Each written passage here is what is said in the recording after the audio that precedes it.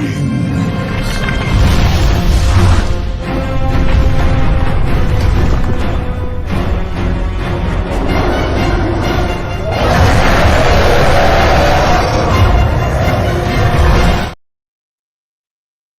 how's it going? I picked that one because I felt like, it's appropriate to have one of my personal favorite dragon intros of all time. And I'm interested to kind of chat about my first couple of forays into xenofiction, I guess you could call it, where functionally we have a character who is not human as our point of view. And I felt, okay, let's kind of do a little bit of experimentation. I always liked it when in the Wheel of Time books, not the show, I hate the show can burn in hell, was from a wolf's perspective where it's super literal and was a just super simplistic. Yeah, Raptor, if you want to come on, just let me know and I'll let you come on. And I'm really just freeforming this. We're ultimately just gonna have a little bit of fun here. The cannibal episode I think was one of my favorites to write because it's basically just how do people react to a giant monster coming down on Westeros. So first we're going to go through Balerion, since this was kind of my first attempt at it, and I feel like it turned out pretty well. It's one of my better the best performing Hot D video, House of the Dragon video thus far, and just people ended up liking it quite a bit. So that's what we're going to do first. Let's just speed up the play to 2 times. Let's just skip the intro, sorry. 8-year-old Viserys rushes into the cave where the dragons were being housed after. So, but kind of some context before we start. So the initial thing was, I was like, okay, I need to justify making him live.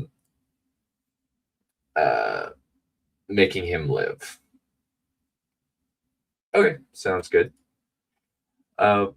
So what I wanted to do here was, I was like, okay, if he survives, okay, how do I justify it? And also, I kind of want to make him so that he's actually able to do stuff, because he's just kind of an old, like, crippled old man. I was like, that's not going to be interesting. And then I was like, okay, where do I start? Okay, then let's start with Arya Targaryen dropping in. And then the channel guy was like, hey, you might want to start a little bit later and then flashback. So originally I was going to start with Arya Targaryen arriving in King's Landing, being eaten by fireworms. Then I was like, okay, I should probably anchor it at least a little bit with Viserys before that point, and then just kind of rewrite the scene for later. There was going to be a bunch of other things that would eventually kind of transform into stuff later.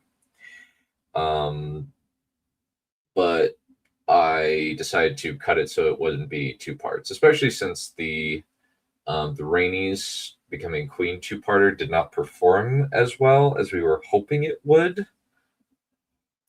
Yeah, I think I got away with doing it because it's Balerion, and Balerion's extremely popular.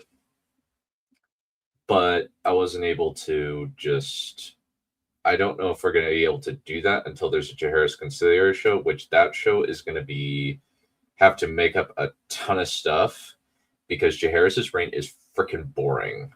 Nothing happens during Jaehaerys' reign.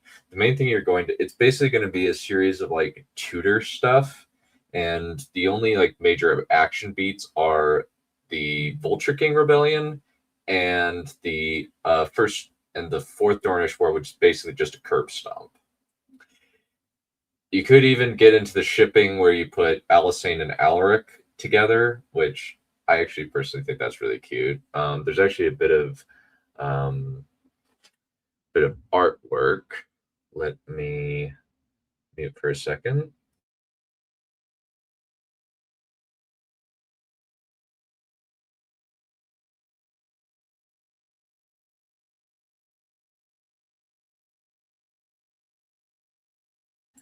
This particular piece of artwork, I really, really like this little piece of artwork. I think it's very, very cute, where it's Alisane and Alaric together. I think there's it's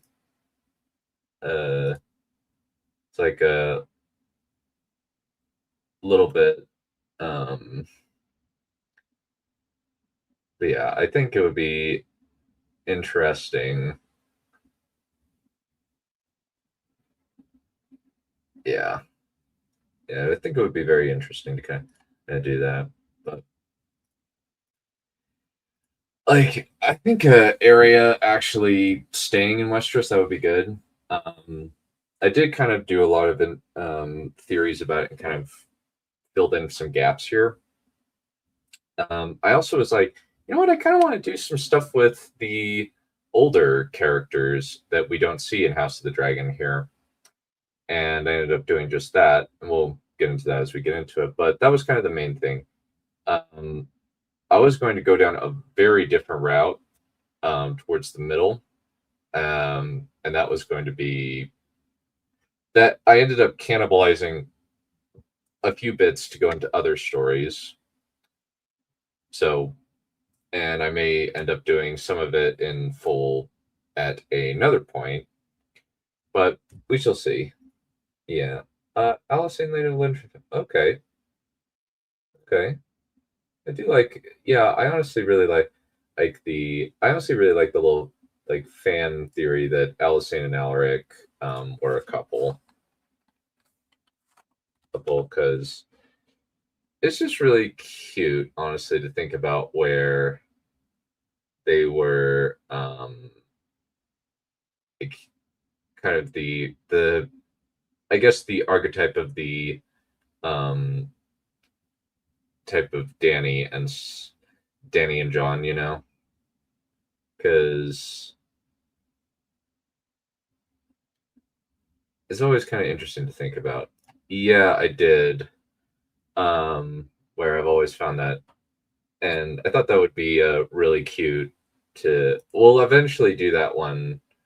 Uh, we'll eventually do that one. It's gonna take. That's gonna be a long one. Okay, but yeah, Alisane deserved better. Yeah, Alisane Jaehaerys is a terrible king. I would definitely agree with that. Okay, let's dive into the xenofiction. Balerion had destroyed the Dragon Pit 2 decades earlier. Yeah, so this one I'm starting with a prologue that kind of introduces some intriguing elements to kind of get the viewer interested. Since I had originally written it, I inserted this about halfway through the writing. So if you notice there are repeats later, there's little setups for later. That's why. His mother's dying words played in his mind. It was time for him to follow her in her footsteps and claim a dragon. He had to protect the family. The dragon keepers attempt to stop the young prince, but Viserys evades them and runs between the sleeping Caraxes and Vhagar towards the shadowy alcove where a large shadow shifted and growled. As Viserys gets close, the shadow rises onto its massive claws and emerges from the darkness. Balerion the Black Dread, mightiest of all the Targaryen dragons, looks down at Viserys with his gaunt red eyes. Then, as if to prevent the dragon keepers from coming close, Balerion puts his tree trunk-sized tail around Viserys. Opening his jaw, Balerion lets out a threatening growl, as if he were building up to roar, or worse, fire. Get the prince to safety. No, let my son claim the dragon. It's his right. The small boy should have felt fear facing a beast like this, but his grief and anger at the world for taking his mother and brother are stronger than any fear at facing this behemoth. Sucking in his breath, Viserys wordlessly yells at Balerion until he's hoarse. It was a puny sound, and Viserys was immediately ashamed when he ran out of breath. However, Balerion didn't snatch him up or even just go back to his cave. Instead, the Black Dread lowers himself to the ground, allowing Viserys to climb onto his back. Eagerly, Viserys urges Balerion into the sky. With a roar, Balerion charges out into the sky above the Blackwater and surges skyward like an arrow from a string. Down below, he can hear his father and brother cheering. That's my boy. Well done. Grinning, Viserys urges his dragon for more speed, and Balerion obliges. The huge black dragon circles the city 3 times, but then something changes. The black dragon turns and starts heading toward the west. What are you doing? We need to go back. Balerion ignores him and keeps... Yeah, so there's a couple of things in this that I want to kind of issue is that Balerion is a little bit too strong, unwilled, or interprets some things very differently. There's also Viserys as kind of setting up that he is less of a pushover and he's a little bit more aggressive and yells at Balerion to get him to bond with him. And I also wanted to illustrate Balerion's size and just make him seem gigantic, where he's just looming over him and such. Yeah, that's actually a good point. I like that there's that element. I do think that it's interesting because it just makes Ixer seem so big. It could have been, yeah. I actually decided I actually decided to go a different route where Balerion is like, no, screw this pit. I'm not letting this happen. Maybe. It is really cool just to get to make. I would agree, yeah. Yeah. Flying toward the west, shooting over the landscape. When his son doesn't return after a few minutes and the sounds of wings start getting more distant, fear immediately rises inside Balon. Not wanting his son to end up like Era, Balon mounts Vhagar and flies after his son. However, some sorcery seems to have given speed to the Black Dread, and he disappears into the west. As the Black Dread approaches Old Town, Viserys tries to get control over his dragon, but Balerion seems to have his eye on the citadel. Finally, the great dragon lands on the walls of the city. For a moment, Balerion silently glares at the citadel, then he opens his maw and roars. Viserys feels the heat building inside Balerion, but Balerion unleashes a torrent of fire at the citadel. 20 years earlier. Pain racks Balerion as the great black dragon flies toward King's Landing. The pain from the various gashes. Yeah, so part of the thing that I wanted to do here is we have this cold open where we're in the future. We see Balerion is better, and we see him circle, but this time instead of he seems like he's a little bit better. So I wanted to create some intrigue of, okay, what's going on here? Explain, Mr. Theorist. So I did.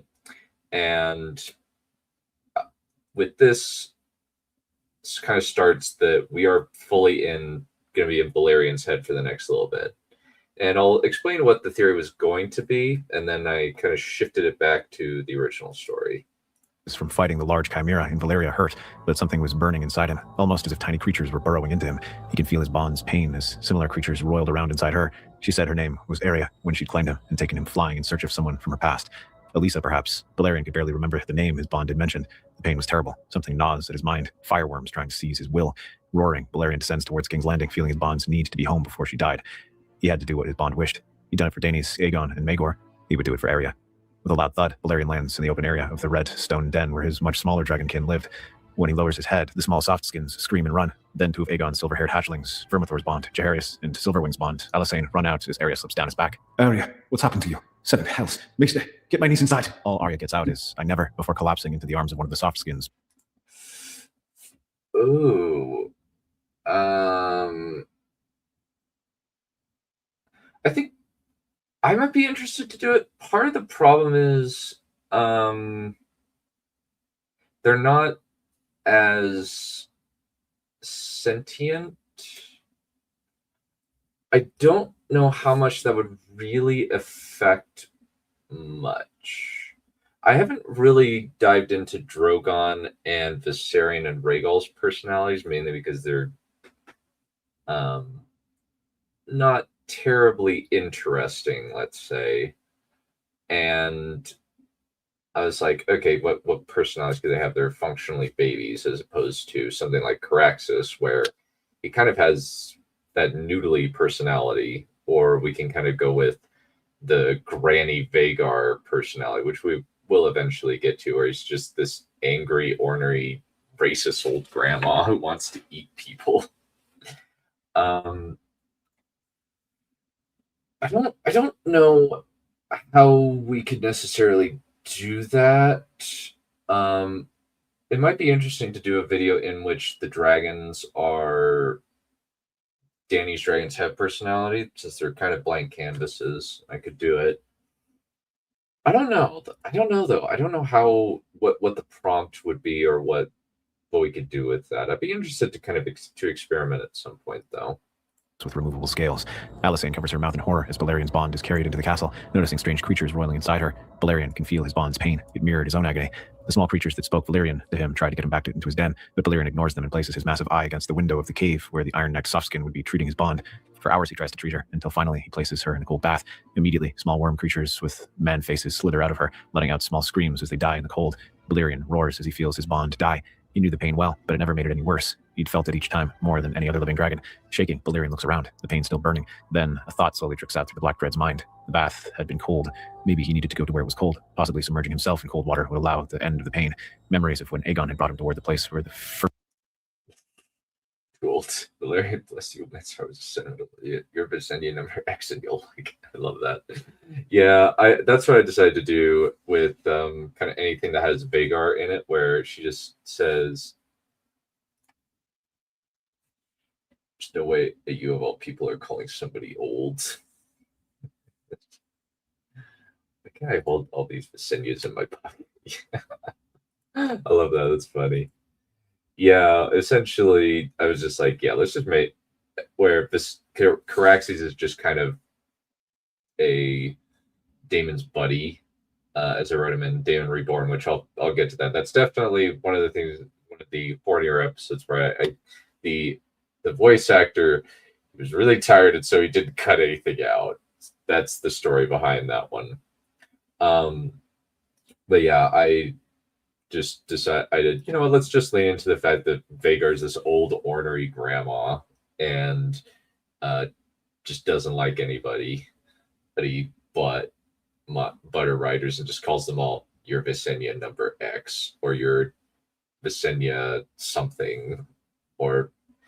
And when I think the most I wrote of her was actually in the what if Otto Hightower got burned.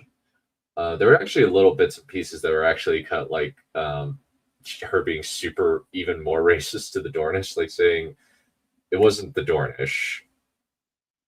It might not be the Dornish, but she would be fine with burning these people.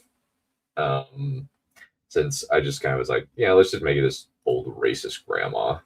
And with this, I just decided, you know what, let's just make Balerion the main character of this, and really just put us in his head and make everything as literal as possible, from furry softskins, just even inventing the term softskins to refer to humans, because he's a dragon, he's got scales, and humans have soft skin by comparison. Seemed logical to me. And then little bits like soft skins with removable scales for armor, wooden fish for stuff like for ships, and that's just how he differentiates things, because he's not a human. He wouldn't think like a human, and so I just put everything in his little thing, like maesters or iron necked soft skins, stuff like that. Softskins had been where the white trees with bloody sap cried red tears spark in his agonized mind. He remembers the wall of ice larger than him rising across the land and barred his progress north. Balerion had raged and roared at whatever was beyond the barrier, wanting to blast the wall with fire, but Aegon had stopped him. Growling, Balerion spreads his midnight wings and flies toward the north, roaring and screaming in pain.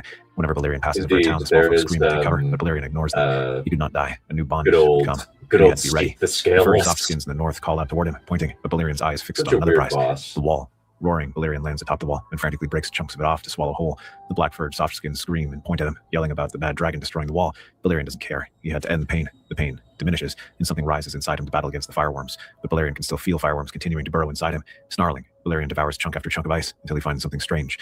Inside of the wall was one of those large red-leafed white trees, as tall as the massive soft-skinned den near the big lake had been before Balerion had destroyed it. Harrenhal, Aegon had called it, he thought. Crazed with pain, Balerion breaks off a branch and eats it, along with more ice. Abruptly, his draconic mind... You'd honestly work as a Balerion blood mage. Okay.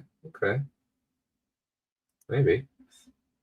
Seath the Scaleless or somebody else? I need clarification on that. But yeah, this, I kind of was like, all right, let's figure out how to make him better. Since one of the things that I was doing was I looked at the Oh yeah, yeah, he probably would. Yeah, yeah, yeah. I could put that, maybe put that in at some point. That'd be interesting. But one of the things that I just decided to do in order to make him better was one, I decided to have him eat ice from the wall. And I also decided to incorporate Crusader Chris's theory about the wall is that yes, actually, yeah, it might be Michael talks about stuff rather than Crusader Chris. I keep getting the two mixed up.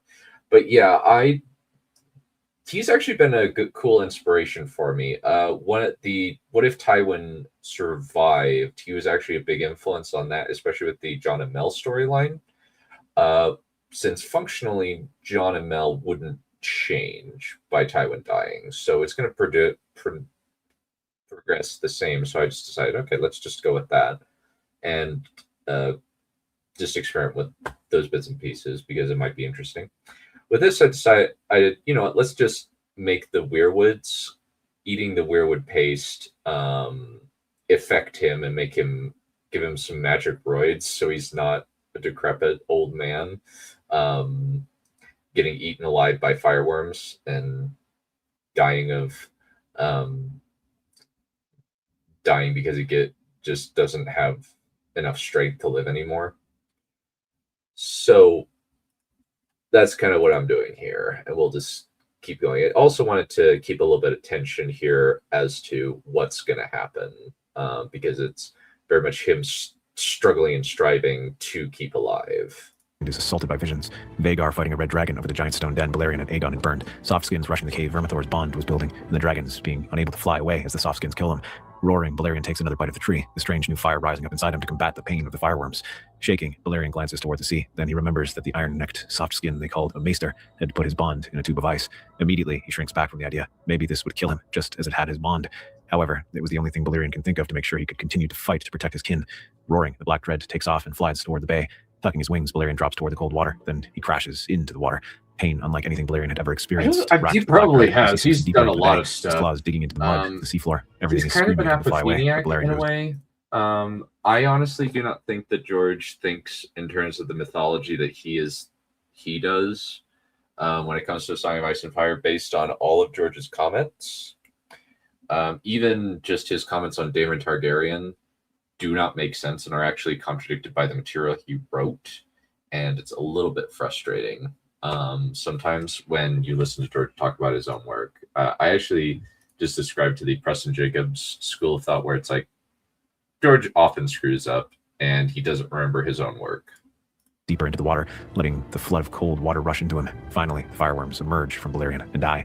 When they die, Balerion feels a sense of power building inside him as the strength from eating the wall that had been rising inside him surges. Balerion spreads his wings and swims back up toward the surface.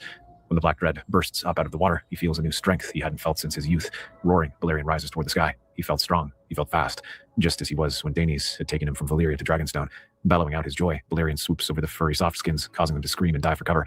However, Balerion wished for larger prey. A large whale rises from the water, and Balerion snatches it with his talons and flies into the sky. Growling, he tosses the whale onto the shore and starts tearing into the carcass after he's cooked it with his obsidian breath. Once he's done feeding, Balerion spreads his wings and takes off. The power inside him urged him further toward the clouds, and Balerion obliged it. Then, after he broke through the clouds, Balerion ducks his wings and drops toward the water like a thunderbolt. Before he can hit the cold liquid, Balerion flares his wings and blasts the water with fire, causing steam to rise up around him as he swoops upward. What was that word? Indeed. The softskins called his bonds.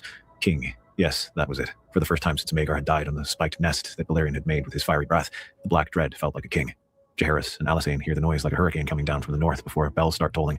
The king and queen... Yeah, I will fully admit I frequently use that phrase because it's a very iconic thing from The Hobbit, and I'm like, all right, I gotta use this. And admittedly, I am shamelessly ripping it off. They rush to the courtyard to mount Vermithor and Silverwing. However, with speed that should not have been possible considering his size, the Black Dread lands on Visenya's hill. For a moment, Balerion simply perches on the hill. Then he turns his eyes on the dragon pit and lets out a long growl. Jaehaerys and Alysanne exchange confused and concerned looks as the enormous dragon glares at the newly constructed dragon pit. Balerion kneads the stones with his claws, glaring at the den. He could not allow the conditions for the deaths of his hatchlings to come to pass. They needed to be able to fly. Growling deep in his cavernous chest, Balerion opens his jaw and unleashes a torrent of black fire as wide as the Blackwater Rush. With a sound like crashing thunder, the flames strike the wall of the dragon pit and blast out the other side. Fissures spiderweb across the stones as the building collapses in on itself, Balerian's flames rapidly meeting the stone like candle wax.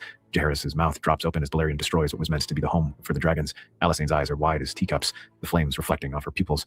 Finally, once Balerion is satisfied, as the dying place was thoroughly destroyed, the Black Dread sucks in a long breath and roars out his triumph at the sky. Silverwing and Vermithor raise their heads and let out their own roars.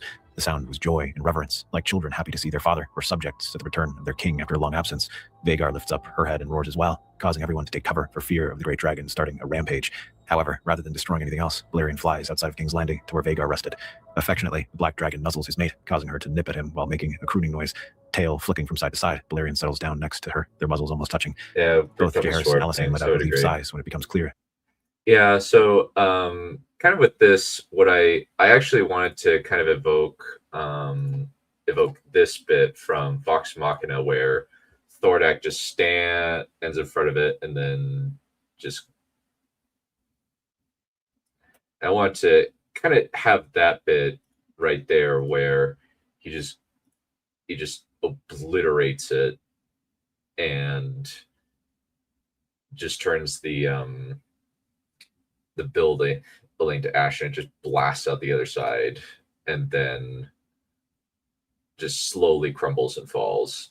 And I wanted to kind of have that that bit there for the destruction of the Seven dragon pit. What's gotten into him? He's just destroyed years of work and tens of thousands of gold dragons in a matter of seconds. Do you think we're in danger of him doing that again, Jay? I don't know.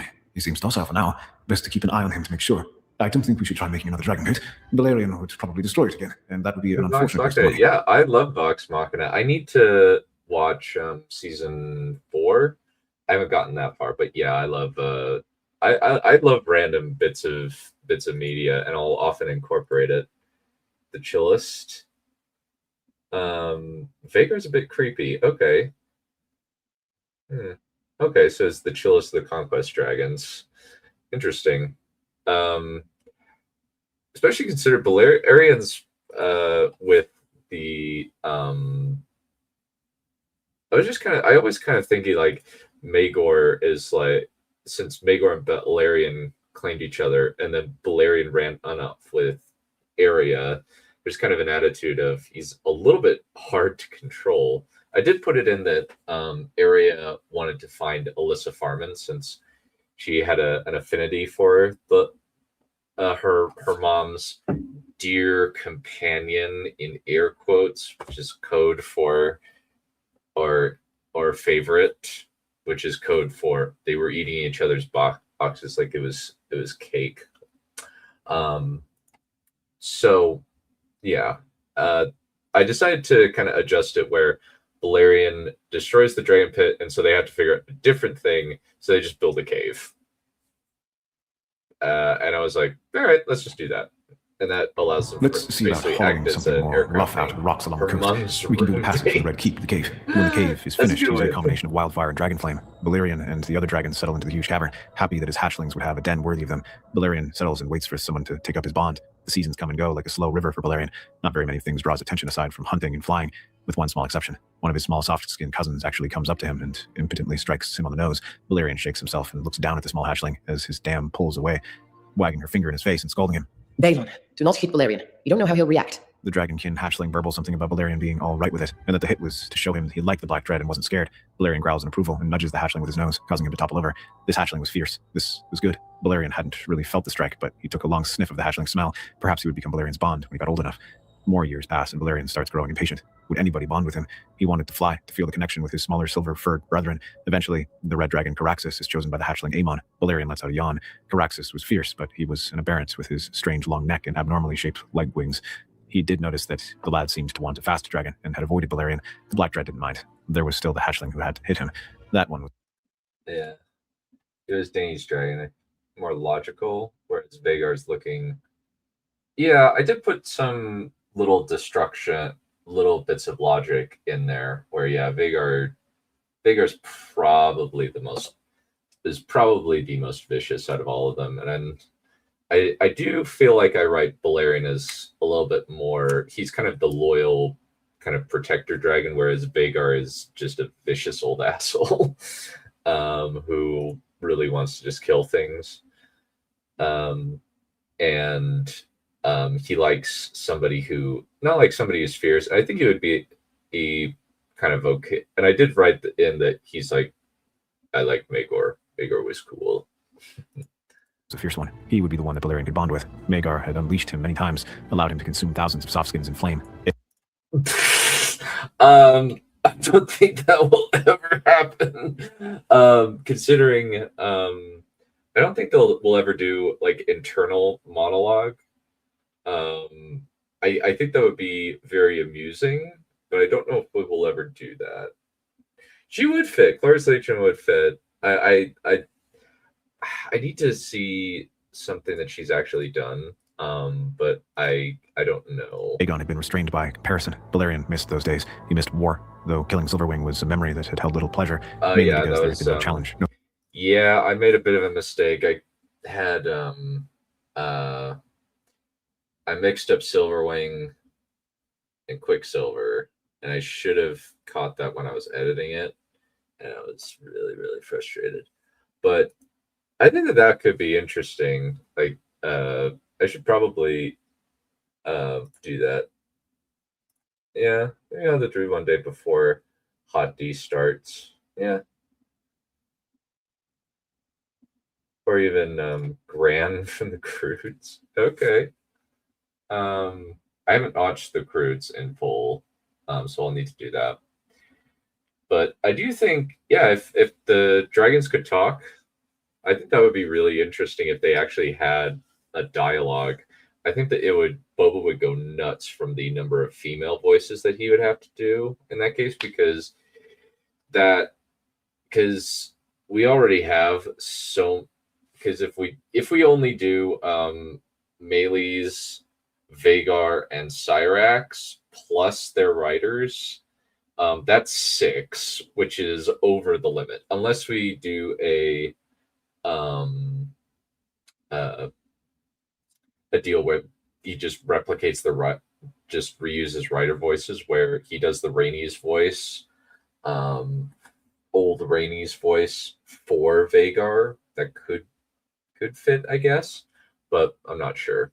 The thrill of victory against a mighty foe. Even Vermithor would have put up a better fight than Silverwing. When Balon, the hatchling who hit him, now grown, arrives in the dragon pit, Balerion's head rises. However, Balon immediately goes for Vhagar. Roaring eagerly, Vhagar flies off into the sky to meet with Caraxes as he flies above the bay.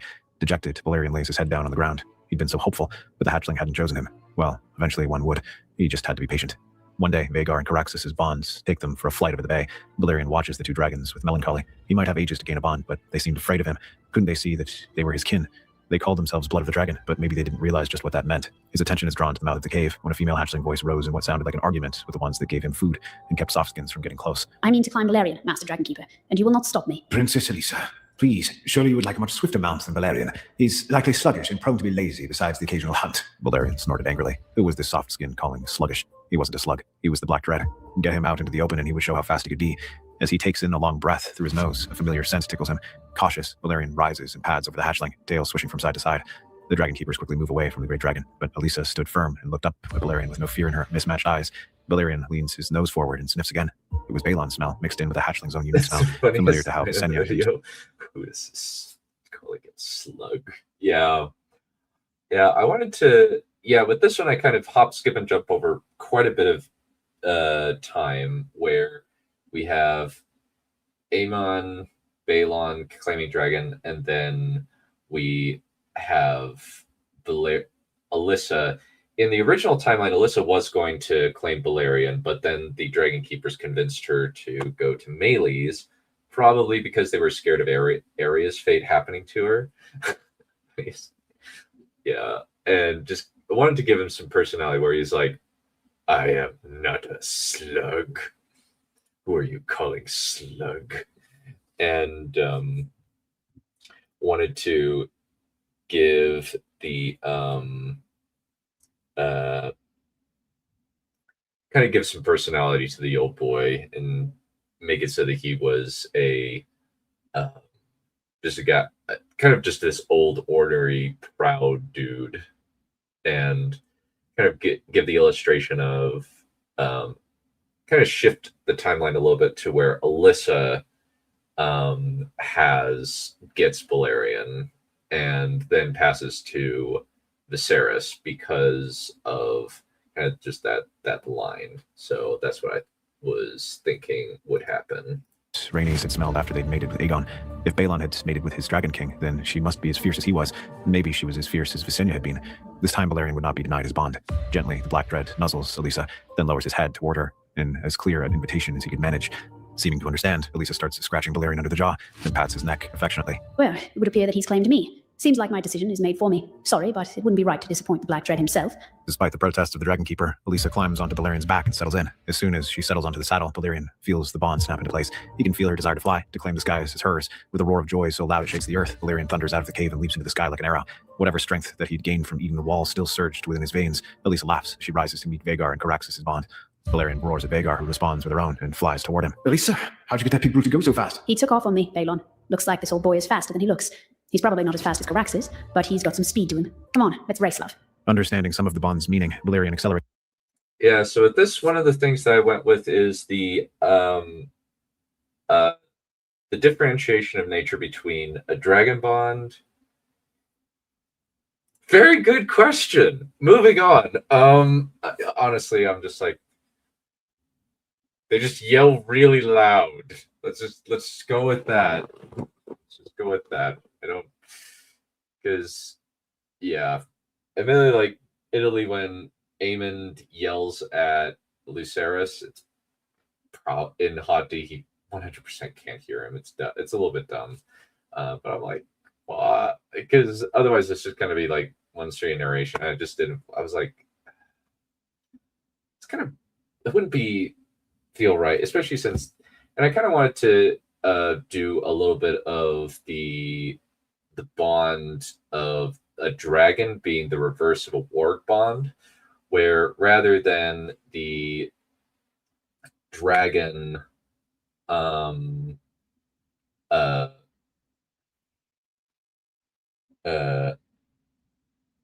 is rather than the writer slipping into the dragon's mind like in the warg bond, how it works is that the dragon is inside of the head of his bond and understands what they want.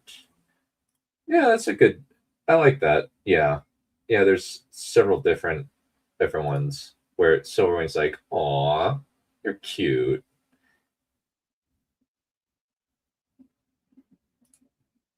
Yeah, I felt that. Yeah, I was kind of like, he's a little bit more intelligent, and I wanted him to be fairly active in the story and just say, I want humans. I want a bond. And he is just saying, hey, come on, let's go, you and me, let's have some fun. And so makes him an active protagonist, but also illustrates kind of the idea that she wants to claim him as she did, and she ends up doing it because he's a much healthier dragon in this timeline. And so I was just like, yeah, and I wanted to include Alyssa Targaryen because Alyssa Targaryen's actually really cool. Yeah. Die. Craven burn. Your running melt. That's actually, I do like that scene. It's very horrifying. You're insane. You want all the smoke. I'm objectively too old for this. Come here. That's great. I love that. And because I really like Alyssa Targaryen. She's a really colorful character, and I wish that they include more, because even in because when she shows up in Hot D season 2, it's kind of like, that's not the Alyssa Targaryen of the books. And I guess you could kind of chalk it up to she's just a vision, but the thing is, Viserys is accurate. And Dragon Demands had a criticism. One of the things that I find a little bit annoying is that Dragon Demands will have surface level criticisms of House of the Dragon, where he'll be like, oh, this character doesn't have heterochromia. And I'm like,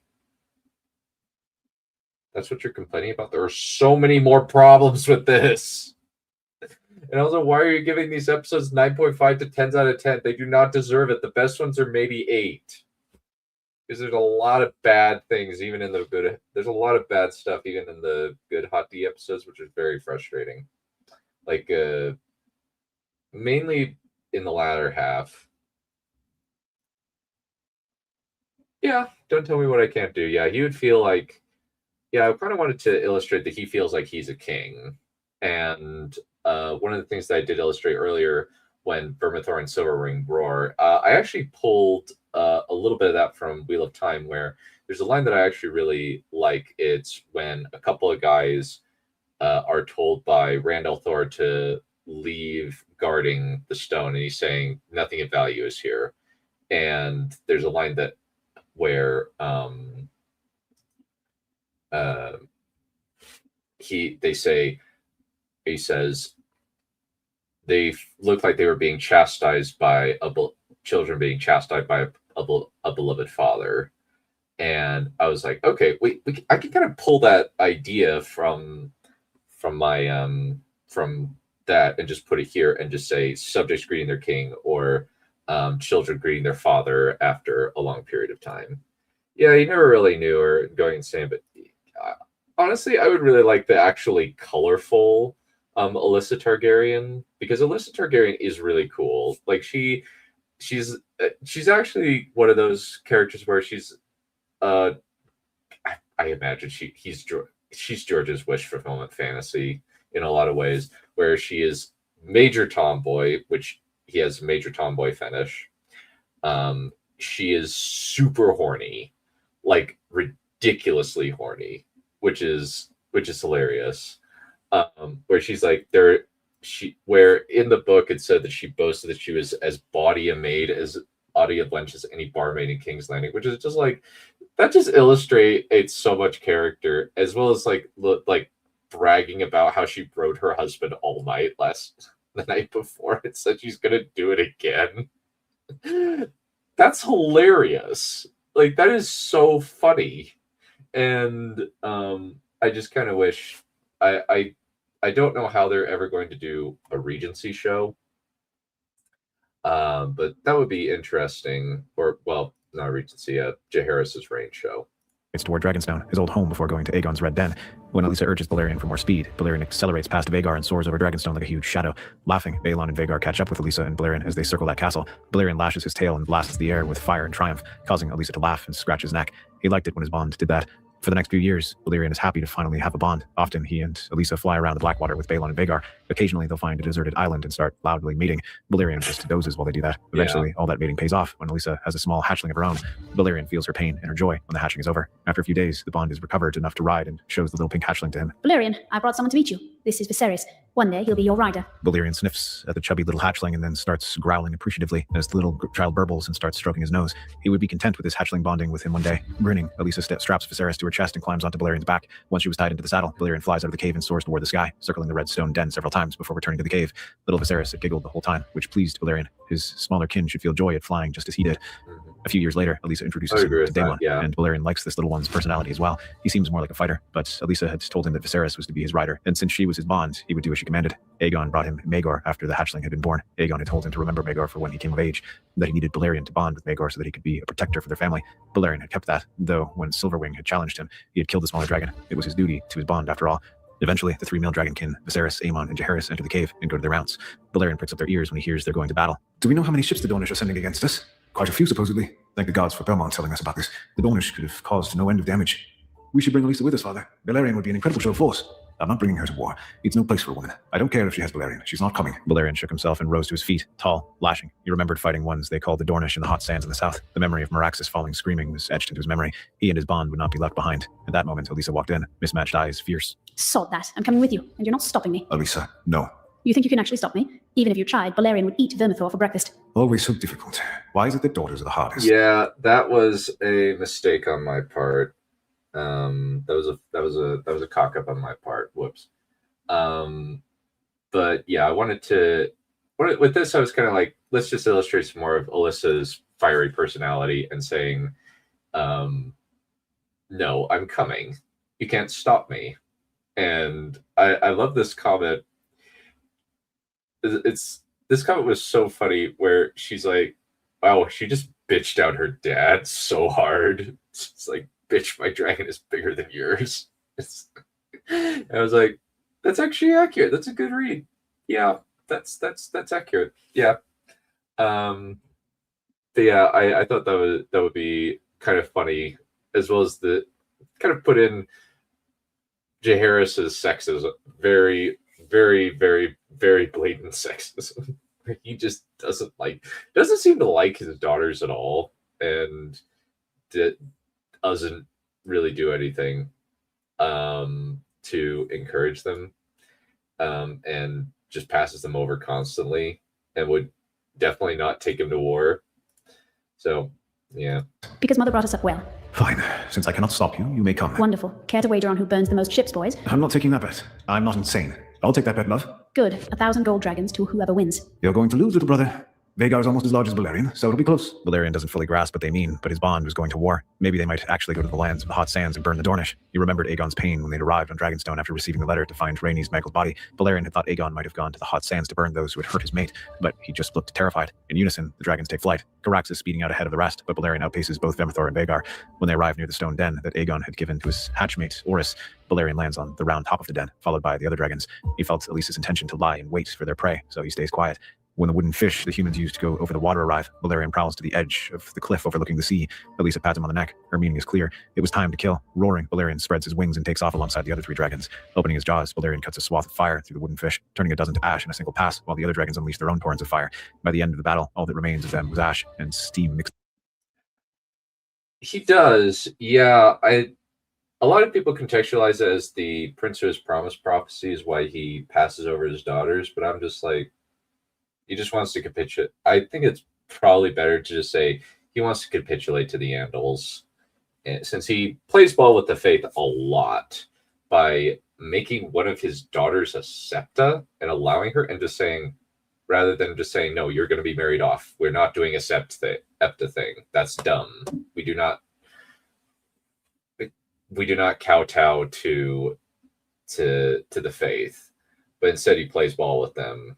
After the doctrine of exceptionalism. The doctrine of exceptionalism, admittedly, is functionally cucks the faith, where they are a kind of pathetic secular religion after that point, since the Targaryens could just kind of do whatever they want. And they have no principles anymore. It's kind of weird. The faith kind of is weird about incest. They only really care about the incest when the dragons are around. After the dragons die, they don't care. They don't say anything about it. They don't make as big of a stink about it. And it's just an odd state of affairs, really. This is with the smoke from the wreckage. I beat you, love. Pay up. I told you, you shouldn't have taken it. Betting against my husband is not a gamble. It's an investment. I'll get you back later. Of course you will. We need to make some more sons. We'll have an army by the time we're done. I see you're taking your jests about making sons while I make laws very seriously, but of course I am, brother. Why wouldn't I? The destruction of the Dornish fleet spreads throughout Westeros and the destructive power of Balerion. Together, the Archmaesters confer about what to do to accomplish their aim of removing the dragons. Remembering how Maegor had brought the Faith's armies with the Black Dread, they decide to remove the princess to ensure that a less... Baylor, I guess. I was just thinking the Faith kind of... My thought was, because they made a big stink about incest, but after the dance, the Faith doesn't really interfere with the Targaryens very much, as opposed to the Faith militant uprising and the Dance of the Dragons, which is kind of a more subtle version in a lot of ways of the Faith militant uprising, since it's high towers on both sides, as both. I don't know if Baylor tamed the Faith, since he does move it to King's Landing, but really the Faith, I think the Faith was just kind of gave up since they saw the dragons were gone, and they could kind of exert more pressure maybe. But in that one, I kind of just was like, with that little exchange, I was like, I kind of wanted to put in the only good line of Mulan 2. I actually legitimately hate that movie. I think is so awful. Like, it is so dumb, and the conflict makes no sense, and it utterly ruins every single character in the movie. And the idea to make frickin' Mushu the bad guy is asinine to a degree that I am utterly baffled that they did it. And especially since the conflict is just utterly moronic. And it kind of allowed me to throw in a bunch of the dialogue from the books, such as Aemon and Balon's relationship, where they're competing with each other, but also they're best buddies, and the whole bit of Alyssa and Balon making an army of sons, and the you make laws,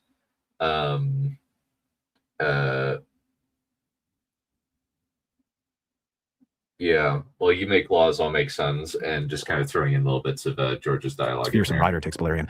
More time passes, and Elisa gets pregnant again. Yeah. The birth of little Aegon is particularly difficult. Balon even remarks that his wife is braver than him, but Elisa waves it off and declares that she was made for this and would like to make another and another until they had 20 sons.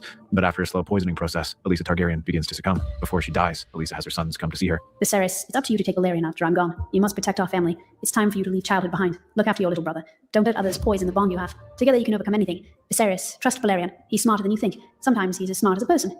Viserys pleads with his mother not to die, but Elisa weakly comforts her eldest boy, then gives the same advice to little Daemon before closing her eyes, never to wake again. Balon is shattered by the death of his wife. For the next day, he holds her body close, almost as if it could bring her back. Valerion's roar of pain can be heard across the Crownlands as far as Dragonstone.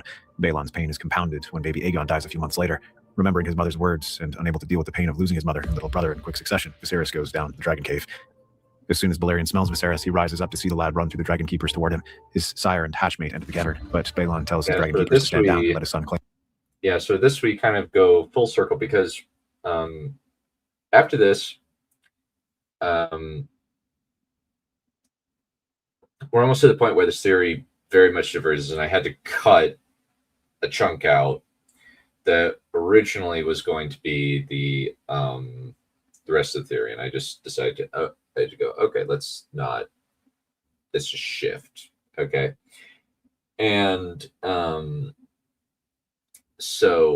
but this is kind of, we go back to where we started, and this is the point where I kind of shifted and put the start of the video, this bit here, and just rewrote it ever so slightly to be from Viserys' point of view rather than Balerion's, and that's kind of well, part of it is I just kind of associate part of it is there isn't really any very much other stuff to do. There's also a lot of evidence in Fire and Blood because of just little things like the Dondarrion guy saying the Vulture Lord's host stinks so bad that we would smell him a mile away, and then later on they sneak into the castle and he gets his nose cut off, implying the Maester had something to do with it. There's also the Boris Baratheon getting the note read out to him, where the Maester probably made it sound worse than it was, because Boris Baratheon is a literal illiterate idiot. And like, you can do a lot of interesting things with it. Mainly it's just making them so that they're the antagonists of the theory, if you're kind of focusing on the Targaryens, have something that they can go off of, because if you can use poison to deal with the dragons, you can kind of get around a lot, and it allows for an interesting flow of events. I also particularly like using Sarah as Alicent's mom. I've actually used her twice now, and I just feel like the idea that the Hightowers and the Targaryens are basically at war until the end of the dance, when functionally it ends, and then finally with Aerys, the Maesters manage to win against the Targaryens. So I think it's all about how you write it, where it's just, so long as you make them relatively competent, and I actually am using her in a upcoming theory, which is Vagar rejecting Amond. So that's why I say 3. The third one's an upcoming unreleased episode. So preview of coming attractions, folks. She's gonna play a role in that one, and she's actually pretty fun. I'm really interested to see how you guys react to that one. But let's keep going. The dragon, not wanting the soft skins with sticks to interfere, Balerion circles the hatchling with his tail, preventing them from getting close. Balerion looks down at the child, massive red eyes examining him. He seems to have been crying. Balerion didn't want a Bond who was timid. He needed a fighter. Only a fighter could stop what was coming. Opening his jaws, Balerion lets out a growl so deep and menacing that it fills the cavern. In response, Viserys squares his shoulders and screams at the dragon. It was a small thing, but it was enough. Balerion lowers himself to the ground and lets the child clamber onto his back. Balon. Yeah, I kind of used a couple of things where it's since the Hightowers kind of look Valyrian, and there's kind of that theory that the Valyrians are descended from the Amethyst Empress, since she's got the purple eyes and such. And so I put in there, as well as put in the Daemon Reborn, I put in some theories that they were traders from Valyria that settled, since even to current day, the Hightowers look like Targaryens. It's kind of weird. It's kind of funny that they all look like Targaryens. Like, for instance, Alicent looks like Sarah Targaryen. Lennes Hightower looks like Daenerys Targaryen. Allery Hightower has silver hair, even though she can't be more than like 36, 38-ish. So yeah, it's just kind of funny that George kind of threw it in there, and yet Alicent is always described as having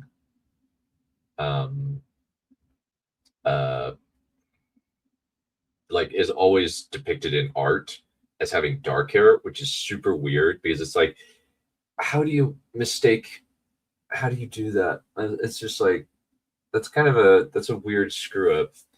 Yeah, the Danes are weird because they're the only purple-eyed family in Westeros aside from the Targaryens. So maybe there's kind of an idea of the Danes have purple eyes and the Hightowers have silver hair.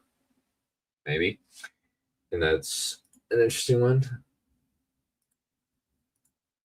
I think maybe I did that. I can't remember whether it was Lucifer Means Lightbringer or Order of the Green Hand, but that one.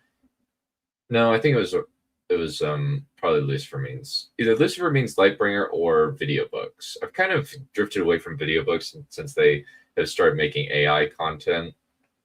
And I'm just like over kind of for their visuals. I'm like, that just looks weird. I'm not interested. Daemon cheer as Viserys turns Balerion toward the mouth of the cavern and urges him out into the open air. Cries of "That's my boy" and "That's my big brother" echo through the cave as Balerion climbs into the sky. As he flies upward, memories of Maegor flash through his mind. His old Bond had killed the metal-necked softskins when his hatchling had died, and Elisa's hatchling had just died. He could feel the pain in his new Bond's mind, both for his mother and for his hatchmate. Balerion had to avenge that pain. Growling, Balerion turns toward the sun, where the iron-necked softskin's nest was. Viserys yells at him, trying to turn him back. Well, yeah, David Lightbringer. Well, I know he's David Lightbringer. It's just that I knew him when I first found him when he was Lucifer Means Lightbringer, and so that's why I say Lucifer Means Lightbringer as opposed to just David Lightbringer, because that's just the association I have in my head from when I first found him. So I know what you mean, but David Light. Yeah, I know he's going by David Lightbringer, probably for ease of reference. But Balerion would not be stopped. In their council chamber in the top of the citadel, the Archmaesters are conferring regarding the death of Princess Elisa and discussing their next move. Likely to engineer the deaths of the old king's sons when they hear the sound. It was like a hurricane coming fast toward them, but it was coming from the wrong direction, from the east. All 10 Archmaesters opened windows to see Balerion, the Dread, flying toward them, jaws wide enough to swallow a mammoth hole, opening to reveal fangs as long as swords. Immediately, the Archmaesters attempt to flee when Balerion lands on a large keep near the citadel and lets out a roar so loud it could be heard from Old Town to Casterly Rock. Despite Viserys yelling at him to stop and go home, Balerion glares at the metal-necked softskins' nest. Maegor had hated these softskins most of all. He'd suspected them of killing his hatchlings. Now Balerion would kill them for the deaths of Elisa and her hatchling. Opening his jaws, Balerion unleashed a river of fire at the citadel. The fire slams into the structure and blasts through the stones. Balerion continues to disgorge his stream of fire, the torrent rapidly spreading throughout the structure and consuming all inside, until the flames blast out the other side and slam into the base surrounding the tall den in the center. Once the Metal Neck Softskin's nest is destroyed, Balerion turns away and starts flying back to his nest. As he does, Viserys actually asserts control over him and has him fly down toward the mountains around the Westerlands. As soon as Balerion... Yeah, with that one, it's pretty simple. I wanted to have an illustration of just how devastating this guy can be. Since one of the things that people like about Balerion is just he's gigantic and he's super powerful.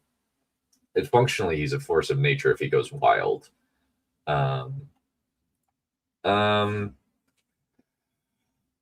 I would love that. I really would love that. I would love to do that. I actually had an idea for a whole dialogue thing. You are a singularly unpleasant person. Have you ever thought of laughing more? Not really. Shut up. No, you should. It's fun. No. I just think that would be... I think that would be really funny. I'm actually going to be experimenting a bit with the Daemon Reborn as Jon that's going to be coming out in a little bit. I haven't fully finished the script. I'm only about 5,000 words in it. I've been working on it for a couple of days now. And I'm going to try to finish it up today and then work on another couple of different episodes over the next few days. But what I'm interested to do, what I want to do with the Daemon Reborn as Jon is I want to experiment with having Daemon be fully in the driver's seat, as opposed to the Cregan and Aegon as Rob and Aegon as Jon videos where it was a partnership. What I want to do is just Daemon is the guy in the driver's seat. He's going to be the main character. It's almost like he has time traveled directly into the future of, and he's now just possessing Jon's body, and Jon is gone. Jon's effectively dead, and it's just Daemon who's driving the plot. And we'll talk about those when we get to those Reborn episodes. But functionally, this is kind of the point where Viserys kind of asserts his control and kind of becomes a little bit of the main character. And I'll talk about a little bit more what my original plan for this episode was. Since it was going to be a two-parter, and then I got asked, hey, can you not do a two-part? And I was like, all right, fine. I'll not do that. Control freak. Yeah, it kind of is. And he's just going to be... The idea that I had was that he asserts his control over Jon's mind and crushes Jon's feeble consciousness as a baby and just asserts his control over Jon and is basically just possessing Jon's body. That's kind of the idea that I went with. Lands, Viserys dismounts and points at Balerion and starts chastising him with his hatchling voice. You can't just kill people, Balerion. They didn't do anything wrong. We are protectors, not destroyers like Maegor. Balerion growls. He'd liked Maegor. Maegor had unleashed him against his enemies. He hadn't wanted to kill Aegon, but the stupid hatchling had now given him no options. Viserys abruptly reaches up his arm towards Balerion, who lowers his head so that the hatchling could wrap his small arms around his nose. I know you're hurting. I'm sad too. But you can't just burn people. I know you're smart. So you should be able to understand me. We need to be partners from now on.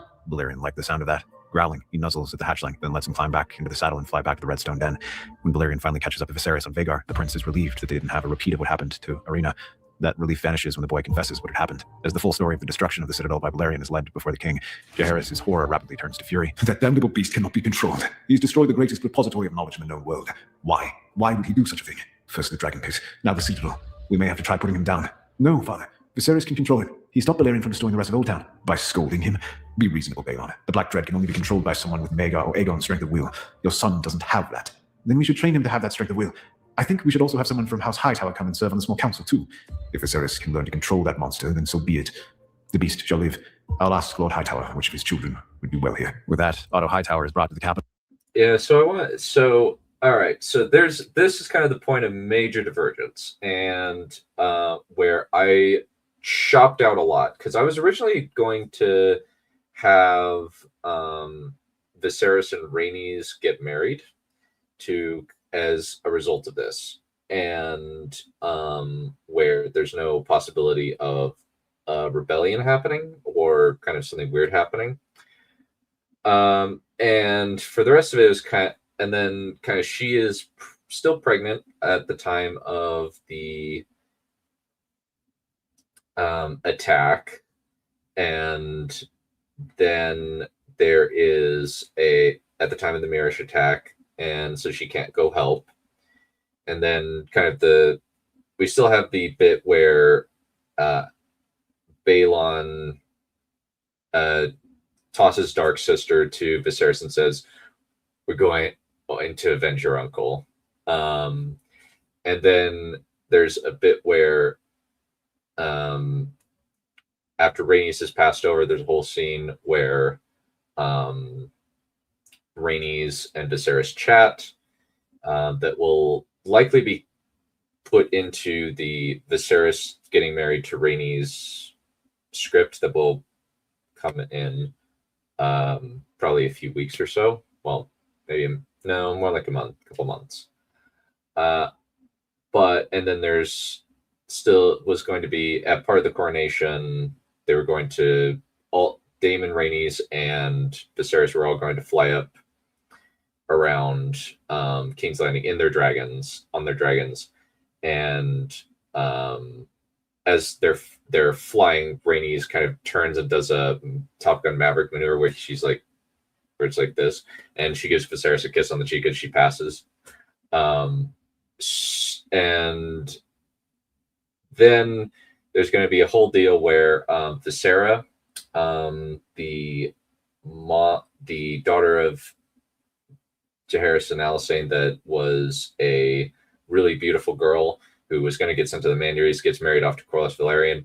She's a little bit pissed about that, but in the end, she tries to sleep with it. She masquerades as Rhaenys to get pregnant with Viserys' child, and there's some accusations of Rhaenys being infidelity, kind of like Lancelot and Guinevere.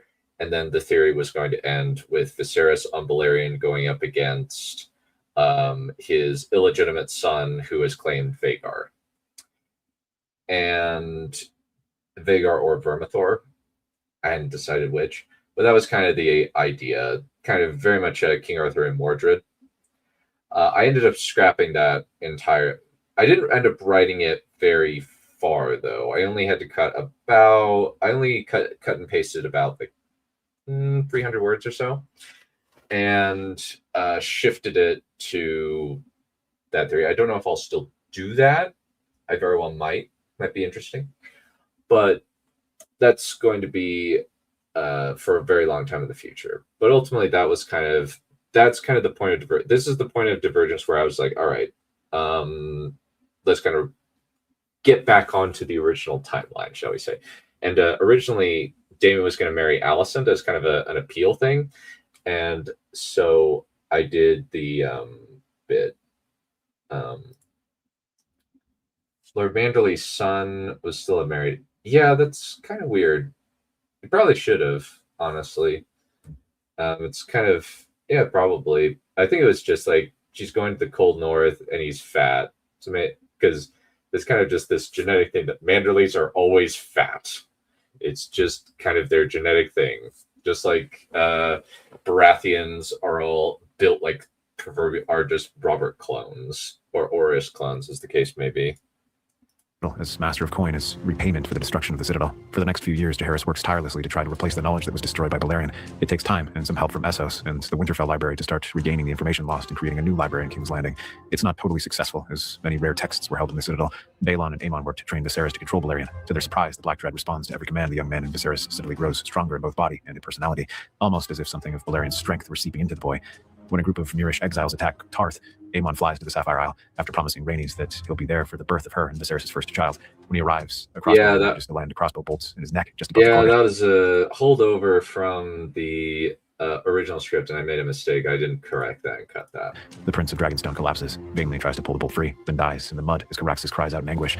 When news reaches King's Landing, a black rage falls on Balerion Targaryen. Without hesitation, he grabs Blackfire from where it's been hanging and finds Viserys in the hallway. The prince tosses Dark Sister to his son, who catches the weapon and buckles it to his belt. Come on, son. We're going to Tarth. We're going to avenge your uncle. Viserys looks down at the sword, then firms his resolve and clasps it onto his belt. Now filled with terrible resolve, two princes enter the Dragon Cave and mount Vhagar and Balerion. Sensing his rider's fury, the Black Dread growls as Viserys grips the saddle horns. It's time, Balerion. Show them the meaning of dread. Letting out a roar, Balerion charges out of the cave and throws himself into the sky, headed toward Tarth. Howling for vengeance, Yeah, Viserys and Lord of the Balerion descend on Rings Tarth with their dragons and systematically annihilate the Mirish exiles. With their work finished, the Spring Prince and his son return to King's Landing. Viserys goes to be alone, while Balerion cries on his mother's shoulder. I killed thousands of those bastards, but I couldn't bring him back. With the death of Aemon, Jaehaerys names Balon his heir. During that time, Rhaenyra is born, and Viserys shows his daughter to his dragon and takes her into the sky, just as his mother had done for him. Balerion, you're going to be around long after I'm gone. Please, keep my little girl safe. I keep having a dream of placing my son on the Iron Throne, and when that time comes, my son will claim you. But until that time comes, please protect my little girl. Balerion leans down and sniffs the baby. Yeah, so this created some controversy where people were like, because if you watched it, you know that because of the fire that actually destroyed it. Yeah, fair enough. Yeah, that's cool. I didn't know that. Please elaborate. Yeah, sort of a cooler version of what people think. Yeah, probably. Yeah. History is generally much more boring than people give it credit for, unless it's the Defenestration of Prague or the Lord of the Rings script by John Borman, which if you okay, too many scrolls and they just draw it over. Huh. Oh, I didn't know that. That's cool. This part was a bit of a controversy. Like, people just were like, hey, Viserys told Balerion that the baby was going to be his. And the baby was going to be his son. And I tried to mitigate that by having some other setup that I guess people just missed. Since one of the things I've noticed about these kind of videos is that they don't remember the narration. Even when you put a lot of work into the narration and try to describe it, a lot of the time they don't pick up on things. It's a little bit frustrating because I'm just like, I put all of this effort in and you just don't notice. And we'll get to that in a bit, but that was kind of something that I was like, I think part of it is Team Green fans, where I'm just like, I don't buy into your stupid Team Green, Team Black dichotomy. I only just write the characters. And admittedly, I was kind of, I've been watching Preston Jacobs, and I'm a little bit biased to the Black faction. And then I watched the Critical Maester, who kind of gave a slightly different take on Aegon. And I'm like, you know what? I could actually use Aegon as a protagonist character that I can at least get behind and make him somewhat likable. Because Hati kind of flanderized him. And he's just kind of a lazy, hapless asshole when you really get right down to it. That if he had some kind of encouragement, he probably would have been a better guy. Bond. Gently, he nuzzles the hatchling, then inhales her scent. Satisfied that his dragon understood him, Viserys rocks the giggling baby as she reaches toward Balerion's nose. During a hunt, Balon starts grimacing with pain, complaining of a split in his side.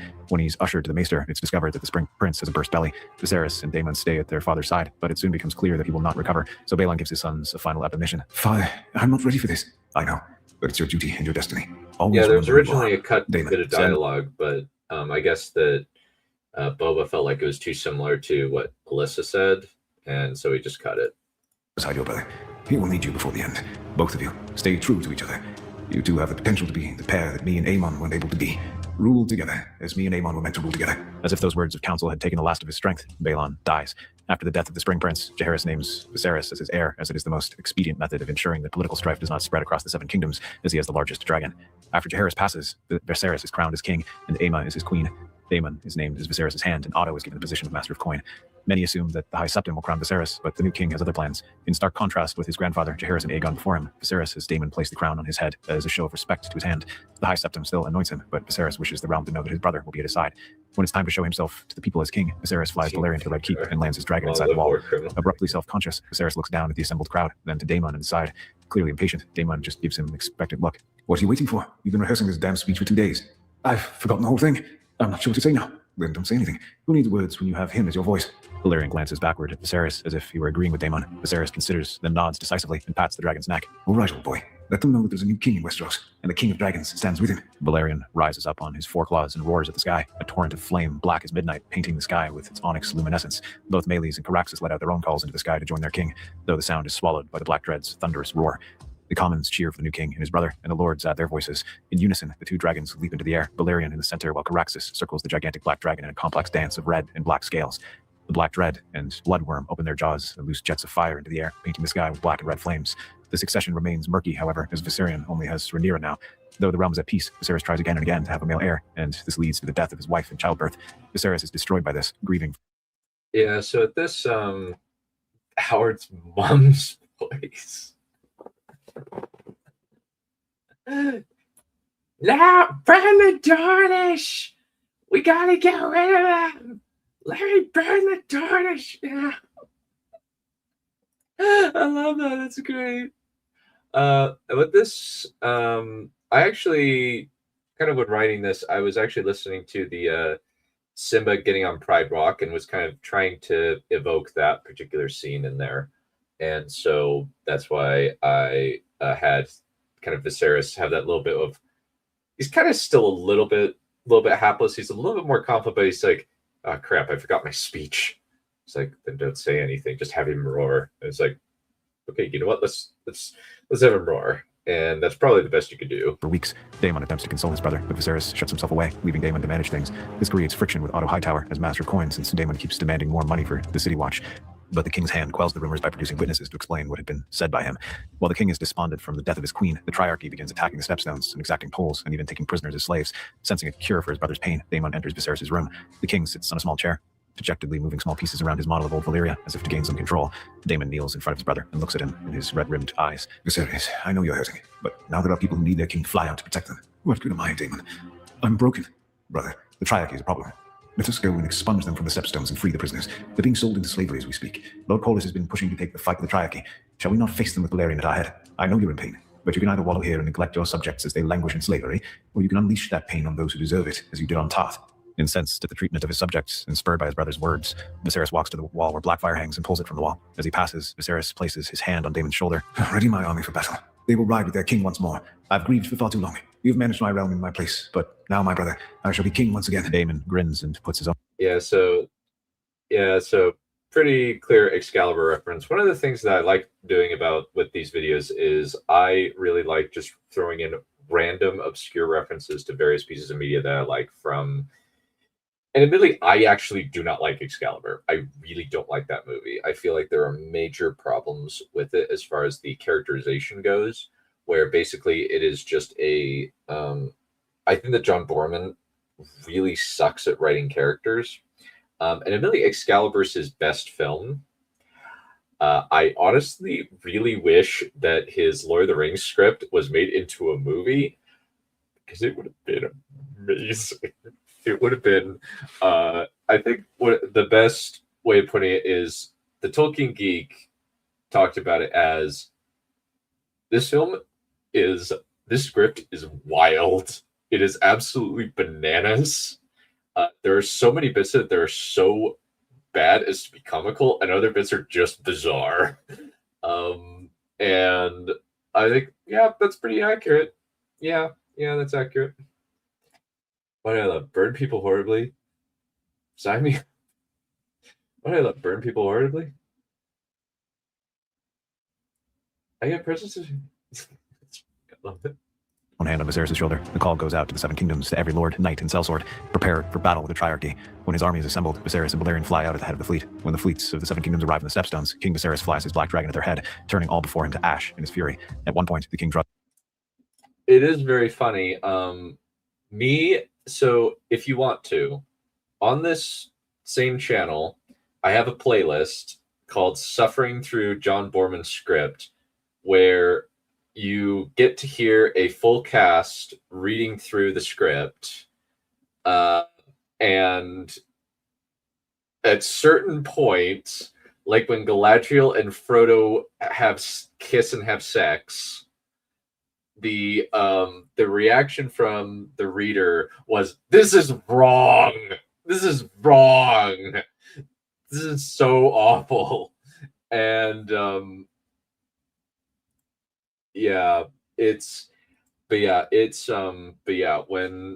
when that moment comes up in the Psychoman say what now?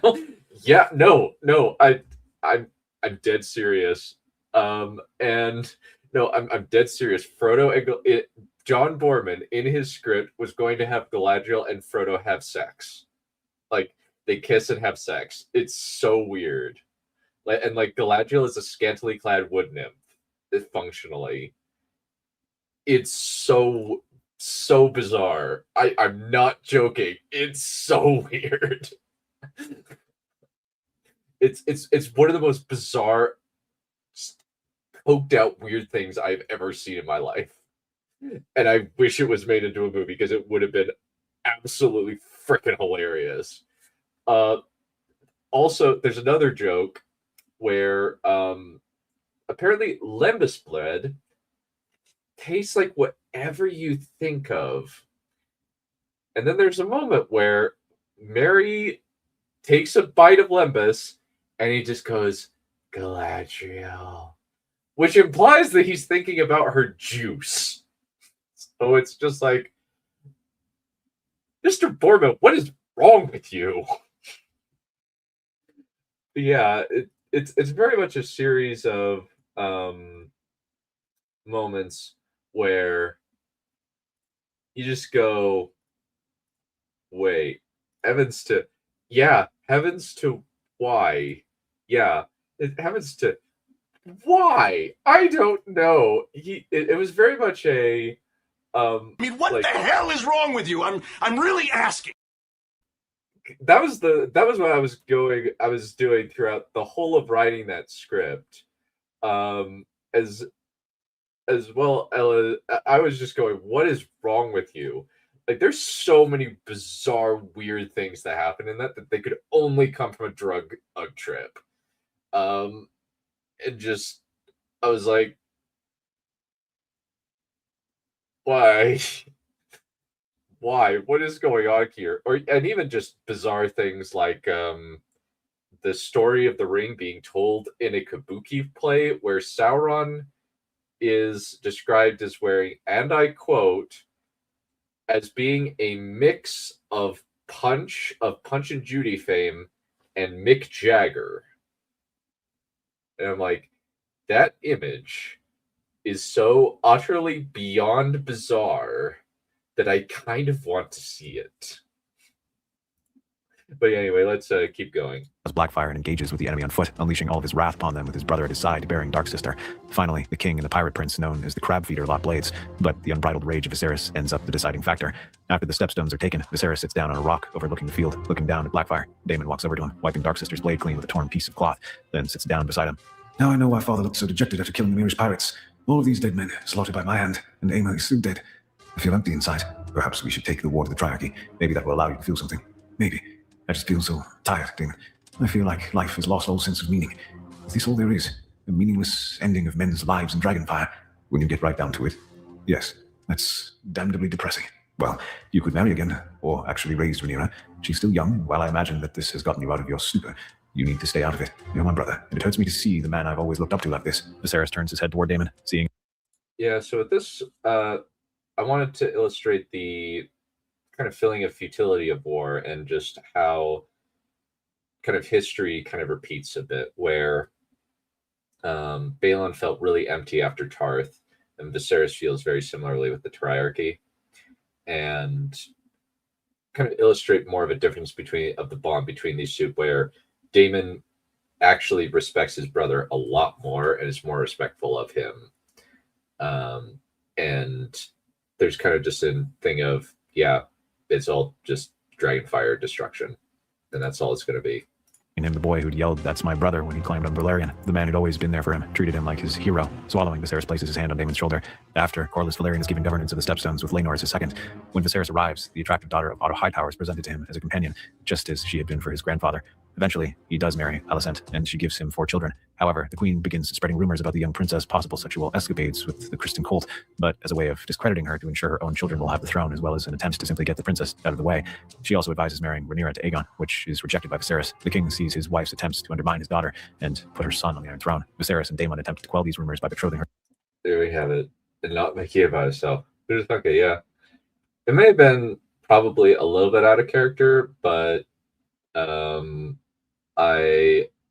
I did kind of put it in where he's like, yeah, it's It's just, yeah, I'm sorry, man. You kind of got to get it up and running. And I think that kind of, if you would only really do that for Balerion, the writer of Balerion, where he's actually like super respectful of it. Rhaenys Valerian, which Rhaenyra protests against. When asked who she would marry, Rhaenyra points at her uncle. Viserys turns towards his brother with old anger in his face. What have you done? She and I do have a bond, Viserys. Get out. I'm dismissing you as my hand. Go to Runestone to your wife, or the Stepstones, I don't care which. Just go. Yeah. Bowing, Daemon takes his leave of both his brother and King's Landing. Though Viserys continues to give covert financial assistance to Daemon to help hold the Stepstones against the Triarchy and Dorne. When Rhaenyra and Laenor are wed and a series of dark-haired children are born, more rumors spread about the princess having a series of bastards with Sir Harwin Strong. This is not helped by...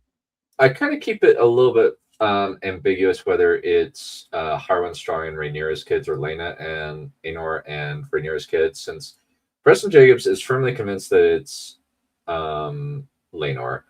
But one of the things that George R. R. Martin has said that it's Harwin Strong and Rhaenyra are the couple, and it's like that kind of complicates matters because admittedly George has said some things that are incorrect, like the Arion Martell's mom and Doran Martell's wife. The whole relationship between her and Doran Martell makes zero sense when you take George's comments into consideration. It's just him cutting and pasting his own failed relationship in and without thinking about it. And it's just frustrating. So, but I've kind of been a little bit oblique with it. But I think that what I'm going to have to do is when in the Rhaenyra Reborn script, I'm gonna probably have to just go with, yeah, she has the Harwin Strong. They're his boys. Yeah, I'll accept Viserys. That's actually a very good point. I like that. I actually really like Imperial Speaks. He's been, I took, with the Damon's Hand video, I took a number of cues from it. Part of the problem is that video is not very detailed and there's not a whole lot of character stuff that I could go with. So I ended up just doing that. So that was kind of my thought with it. Let's keep going. Rhaenyra preventing her oldest son, Jace, from taking a dragon, since she wishes him to take Balerion when he becomes old enough, and after his grandfather passes, Alicent does the same with her son, Aegon. Despite her emphasis on claiming the Black Dread, Alicent simply sees Balerion as the dumb animal who destroyed the Citadel, who can simply be claimed when the time comes. For her part, Rhaenyra often interacts with Balerion whenever visiting the Dragon Cave to collect eggs for cradles, always bringing Jace with her to meet the Black Dread. The Great Black Dragon sniffs at the boy, and when the hatchling doesn't show fear, Balerion allows Jace to stroke his nose. After the death of Laena and Laenor Valerian, Aemon claims Vhagar and loses an eye in the scuffle. With the claiming of Vhagar, the power abruptly shifts to the Queen's faction. At this point, Balerion will be the deciding factor as to which side will be the victor should civil war. Yeah, so this is the critical bit that some people don't seem to get.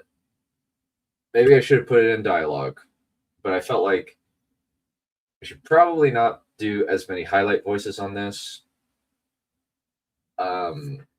Yeah. John, he started, yeah, where Tywin is a Targaryen. Yeah.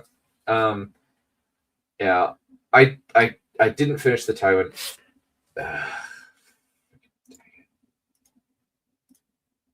Okay. Okay, interesting. But yeah, here's the critical point where it's Alicent sees Balerion as a dumb animal. She does not bring Aegon around, whereas Jace is brought to Balerion. This is the critical point, and people didn't seem to get it, where it's just like, yeah, there's a reason why Aegon isn't claimed by Balerion, and Jace does claim Balerion. This is the point where it's just, they don't respect him. They think he's the dumb animal that destroyed the Citadel rather than an actual thinking creature. And so that's kind of the point, where it's that the actions of the characters come back. And was kind of my thought. So war come to pass. If Aegon can take Balerion, then the High Towers will have the overwhelming advantage. Viserys attempts to bridge the gap, but the rumors continue, and they only intensify after Daemon and Rhaenyra are married. Aemon and Aegon often call Rhaenyra's children strong boys as a reference to their bastardry. Sometimes fights between them break out, especially when insults about being dragonless are hurled between the two sides. Often Jace looks longingly at his brother's dragons, but Rhaenyra continues to promise that one day he will ride Balerion. They often go visit, and Jace quickly becomes comfortable with the ancient dragon. Slowly but surely, Viserys' health declines. Rapidly, Otto and Alicent start building their coalition within King's Landing. The king remains firm about his succession still, even deciding against Vaemon when he attempts to argue for Driftmark to pass to him, and allowing Daemon to execute the Balerion Lord. Shaking in his bed, Viserys keeps thinking about the succession, about Rhaenyra, and as he does, those thoughts trickle to Balerion. He feels his bond's need to protect his hatchling, his devotion to Rhaenyra, and when Viserys dies, Balerion lets out a roar of pain. When it's discovered that Viserys is dead, Alicent calls the small council together, declaring her intention to crown Aegon. After all opposition is silenced, the queen immediately... Yeah, I wanted to very much say, no, we are not doing the... After the Rhaenys becoming queen deal, where it was wildly different from the original story, I was like, all right, let's kind of get into this, but I am not doing the show. I am not doing show Alicent. Alicent is actually ambitious. She is one of the driving factors and is the person that's going to make it so that it does it. Oh yeah, they're well, gets to use it. Yeah, I use that frequently, or dogs. I frequently use the dog thing with the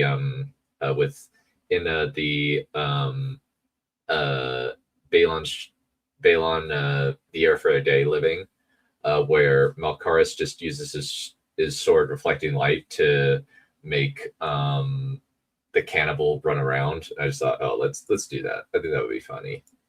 Immediately has her men scour the streets for her son to bring him back to the Red Keep so he can be crowned. It's time, Aegon. You must take your place as Balerion's rider. You have the Conqueror's crown and the Conqueror's sword. Now you must take the Conqueror's dragon. If you don't, your half-sister will kill you and your siblings and your children. Very well, but will he accept me as a rider? The old brute might decide to do what happened to the Citadel. He's a dumb animal. Simply tell him to obey and he will. You must claim him or we shall be forced into a prolonged war. Convinced of his mother's scheme, Aegon is crowned in the Sept, and then he and most of the crowd enter the Dragon Cave where Balerion rests. Aegon calls out to the dragon, commanding him to rise in high Balerion, but Balerion looks down at the boy with his baleful red eyes. This hatchling was not the one Rhaenyra had brought to him. This hatchling had silver hair, and he spoke with a tremble in his voice, as if the tongue of dragons stuck in his throat. Viserys' last wish still rings in his head, that his daughter would be kept safe, and Balerion could sense hostility toward his former bond's hatchling.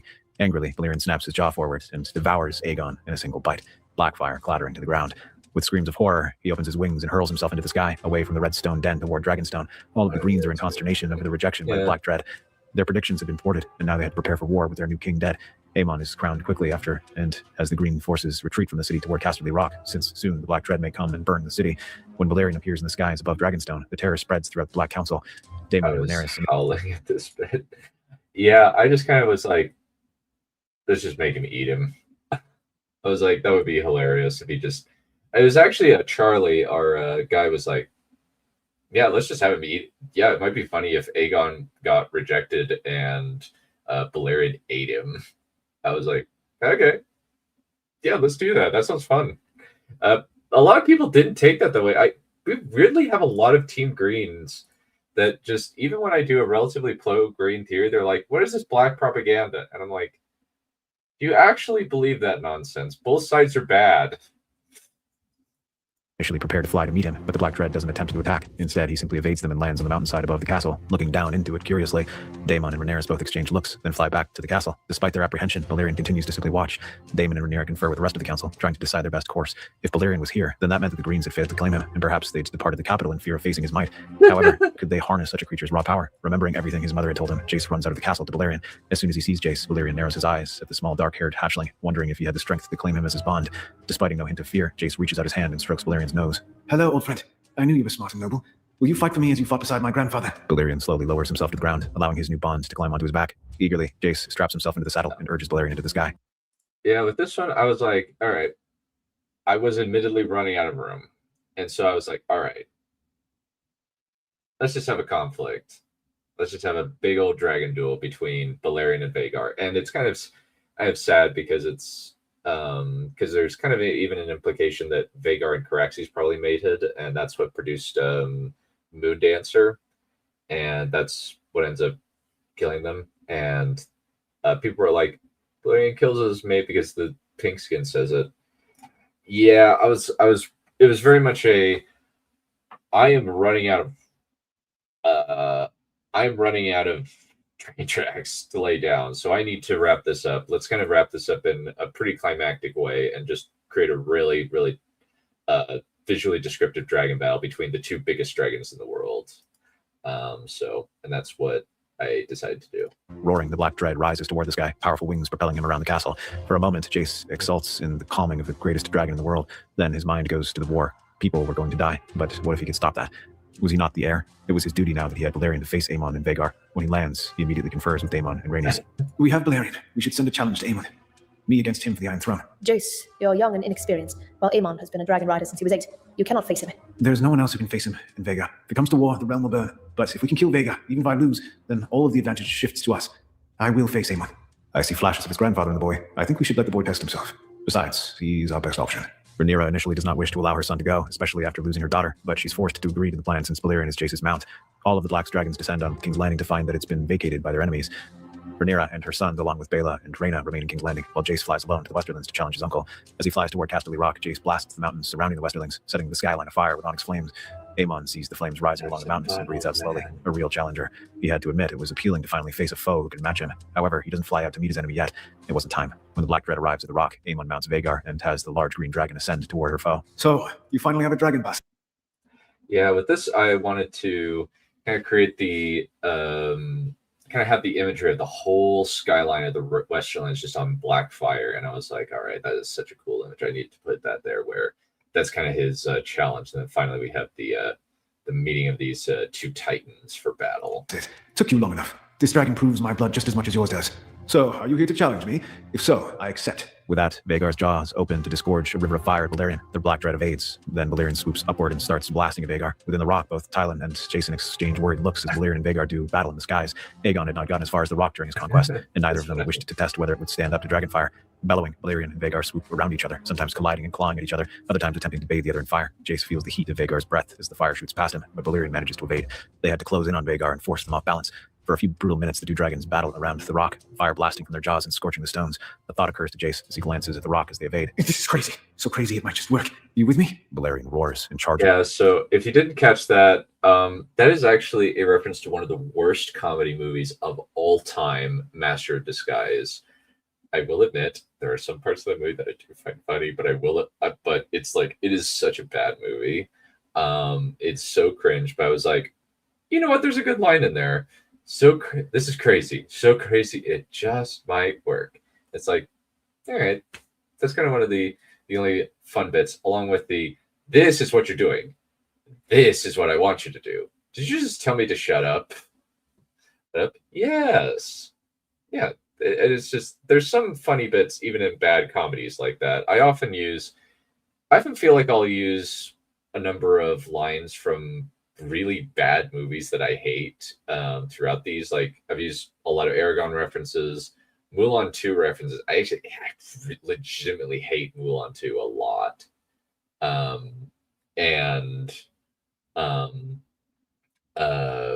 Master of Disguise, which I also really don't like. I can't think of any other. Black Cauldron. I frequently use Black Cauldron quotes, even though I legitimately despise that movie. I really, really hate it. Tracy, you ain't seen nothing yet, but it's great. I love that. Yeah. We're I kind of wanted something explosive for the end of this. Just toward Vhagar, then swoops to the side at just the right moment to claw at his opponent's neck. Bellowing in pain, Vhagar turns and blasts Balerion's side with fire, but the Black Dread ignores the heat and smashes into his enemy. Balerion's jaws snap together as he attempts to sink his fangs into Vhagar's neck, but the other dragon's teeth are just as fast, tearing out chunks of his scales just as he claws at her. Slowly but surely, Jace and Balerion bait their opponent closer and closer to the rock. Then they start ascending toward the sky, putting the sun on Aemon's single eye. Growling with fury, Aemon covers his eyes, then Balerion dives toward him, brutally driving his claws into Vhagar's stomach and clamping his jaws around her neck as he pushes them both toward the ground. Vhagar screams in pain as Balerion digs his claws into her belly, even as she tears at him with her own talons.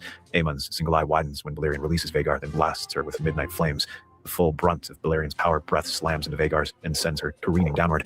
Aemon only has time to yell before he's crushed between the highest point of Casterly Rock and his dragon. With a loud crack, Vhagar crashes into the peak of the rock, the point driving upward through her chest. Slowly, Vhagar's body slumps in death, her wings draped over the side of the ancient castle as her head drops. Roaring out his triumph over a worthy foe, Balerion glides down to a nearby. Balerion and Balon. I think that I have actually seen it where he just hits him and he just looks. He just gives a look. But I can't remember. There's like, I think it was a Godzilla or something where I can't remember where I got the image. I think I don't think I came up with it. It's probably been somewhere or other where where this massive creature kind of gets pushed down and gravity just tosses it onto the onto something big and just kind of emerges from the tip of the spike. It's probably been in something or other, but I can't think of it off the top of my head. By a rock outcropping and lands atop it. Imperiously, the dragon opens his maw and lets loose a gout of fire. Oh, no, I think I actually know where I found that image. Let me...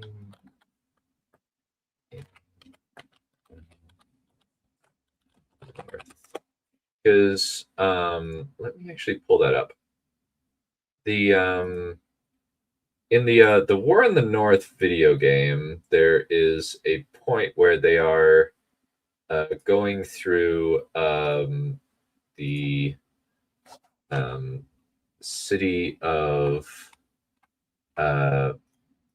Carn Doom, and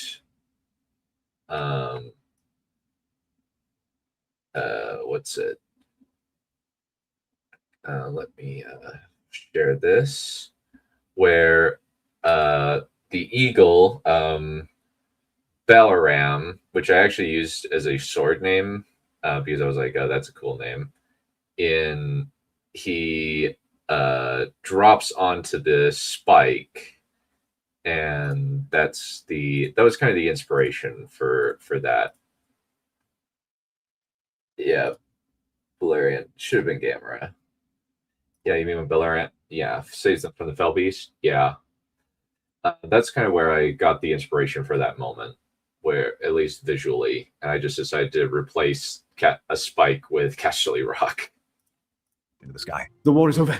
I have bested your champion. My mother Rhaenyra of House Targaryen, first of her name, Queen of the Andals. Rhoynar and First Men, and Protector of the Realm, shall sit the Iron Throne, and any that defy her shall face the fury of Balerion the Black Dread. For emphasis, Balerion spreads his wings and bellows at Casterly Rock.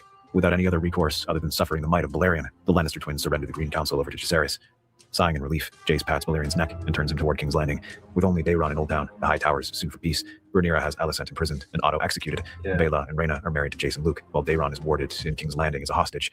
After Rhaenyra's death, Jacaerys Targaryen, first of his name, rider of Balerion the Black Dread, assumes the throne with his mighty dragon at his side. That's our theory. Westeros. Yeah, so that was kind of our first foray into xenofiction, where we have Balerion the Black Dread surviving, and the canon, and just having it be fully from the dragon's perspective. There's not as much dragon perspective percentage-wise in...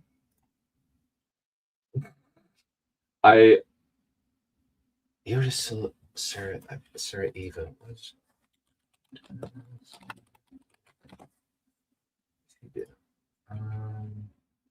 oh, okay.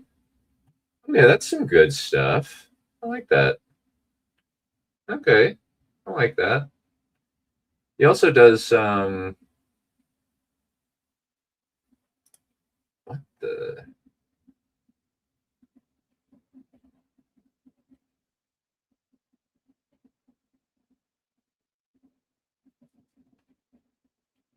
Okay, that's hilarious. Where the second wedding of Visenya and Rhaenys, where that's really funny. That's honestly really funny. He also has some neat stuff where Aegon the Forgetful. Okay. Aegon the Forgetful. Oh yeah, I've seen this one. This one's funny. Oh, it's Barba. That's funny. That's very funny.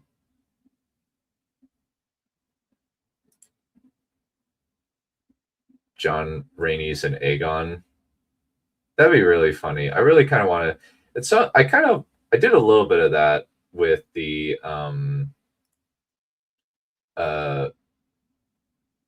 what is it? The Elia getting saved by Ned video, but I ended up getting sidetracked. I think, and the Rhaegar and hatching dragons. I kind of wanted to do a little bit more. Need to figure that one out at some point. Maybe I'll do that. Do that in a future theory. I need to figure it out. But this one is xenofiction. Sarah's car. Okay, Sarah's car.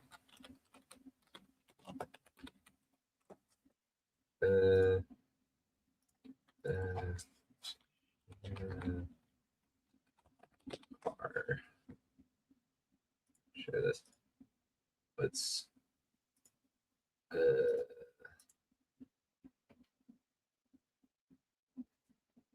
My car. What? Oh, was it car? Can't even remember anymore.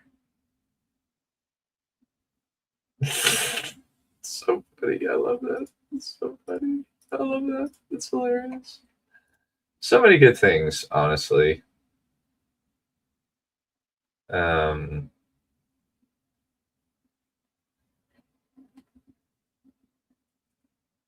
Yeah, honestly, that's really funny. Alrighty. Cannibal. This one was very different from what because my initial thought was, all right,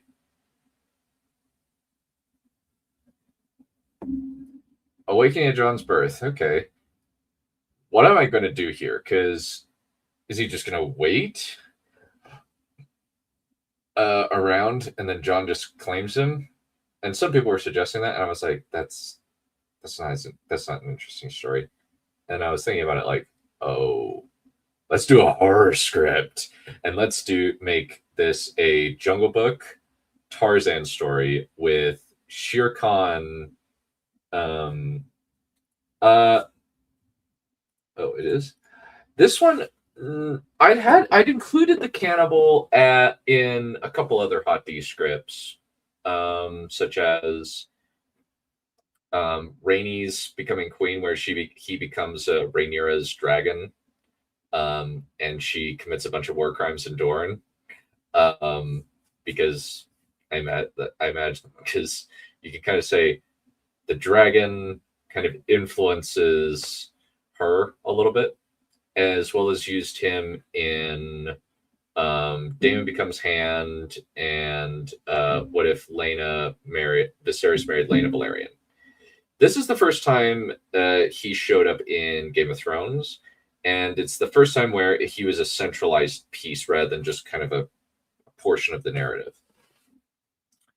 And one of the things that I decided to do that I felt was very clever was I decided, you know what? There's a moment in one of my favorite 80s animated movies.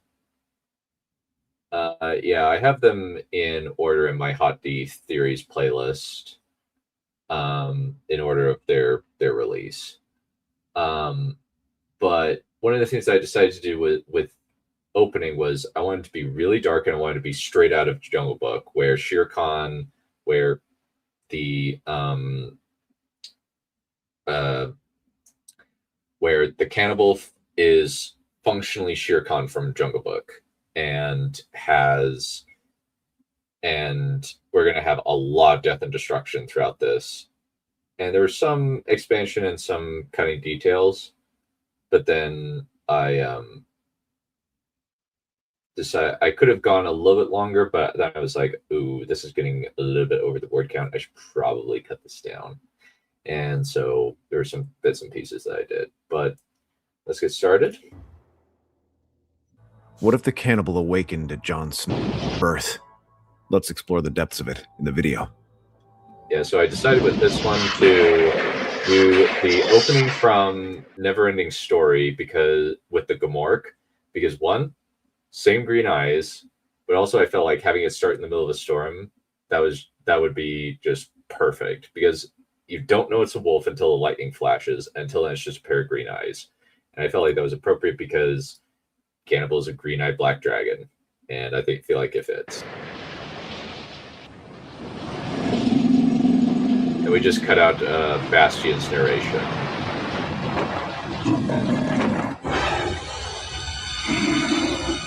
The creature that men had called the cannibal opens his green eyes and sniffs the air. Something was out there. He could smell it on the breeze. A hatchling, but one with a unique smell, a blend of fire and ice. The cannibal flicks his tail and prowls out of his cave on a deserted island northeast of his old hunting grounds. How long had it been? Many cycles of seasons at least. He remembered paying his respects to the softskin he'd called the sea snake before flying away to his current den all those years ago. It was time for a hunt now. He had to taste that hatchling's blood. Roaring, the cannibal unfurls his midnight wings and hurls himself into the sky. Very you could smell the hatchling in the narrow neck of land separating the lands of shaggy softskins and those who wore finer furs. So that is where he would go. Maybe there would be more of them for him to eat. Ned sits next to John's crib, wondering how he was going to raise two boys. The look in Catelyn's eyes when she'd seen the boy pained him. She didn't like him, but Ned couldn't tell her about John. Rubbing his eyes, Ned walks out of the tent. They were only a few days away from Mount Caelan in Winterfell. At last, he was finished with war, and he would be able to live a quiet life. Hopefully, at least. Sighing, he looks around. Yeah, at this point, it's just the joke of one day away from retirement. And then, pop, nope. And then he sees something.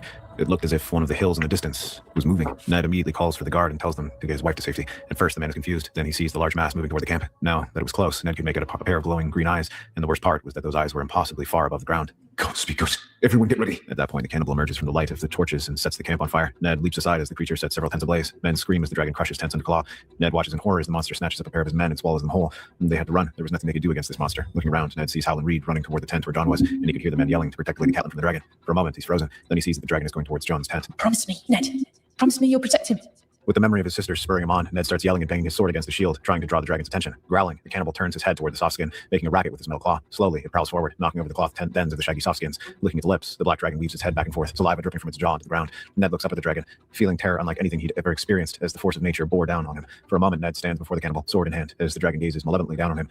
Opening his jaws, the cannibal snaps his jaws forward. Ned leaps aside and swings his sword, managing to score a hit on the dragon's jaws, but the weapon bounces off the hard scales. The cannibal turns his head angrily, then bathes the Lord of Winterfell in flames.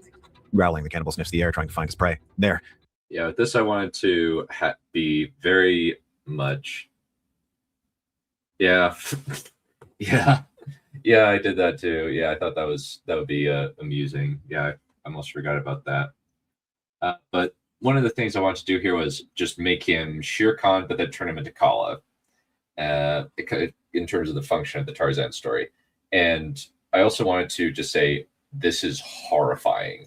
And really put us in the heads of the people that are having to deal with basically a force of nature that is gigantic and is pretty much amoral and is just a hungry predator. I was like, all right, let's have some fun. Since I really like writing the cannibal from his perspective, because he's just a psychopathic dragon who just wants to eat things. And I was like, all right, let's do that. This is going to be fun. Shere Khan at raising Mowgli deal. Let's go. This is going to be interesting.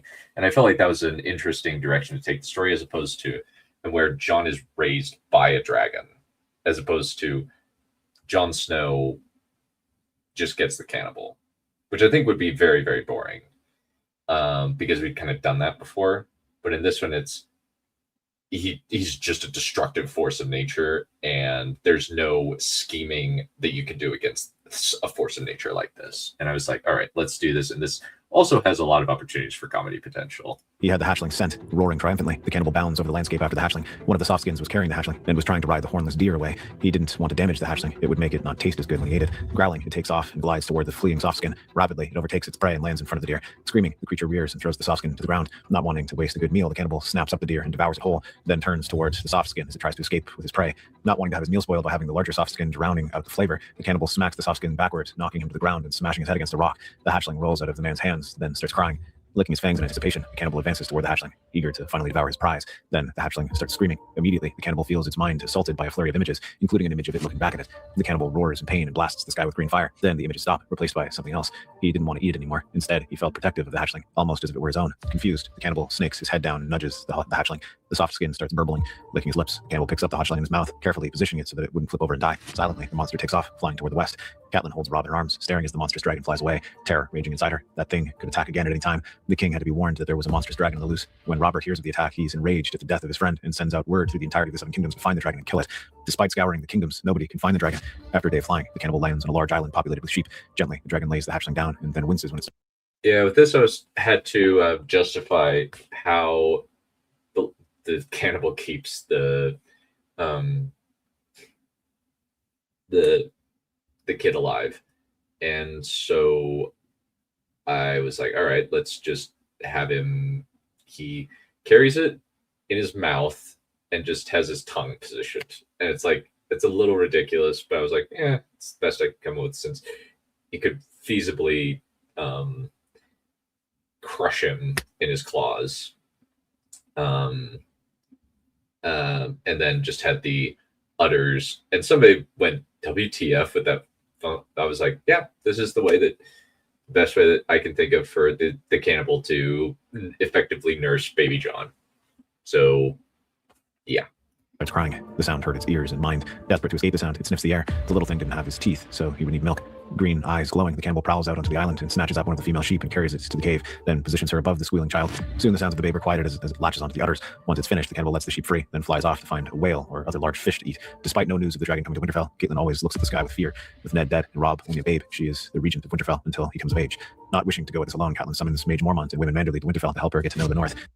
Yeah, slight mistake here. I think it should have been either Gior or Jorah as opposed to Mage. That was a slight mistake. She doesn't even talk, but in the end, this is just her chatting with Waymond Manderly. I had kind of thoughts about him just going on a wild rampage of destruction across Westeros, but then I was like, wouldn't destroy the North.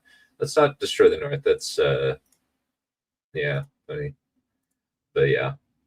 Lady Stark, I'm so sorry for your loss. Your husband was a good man.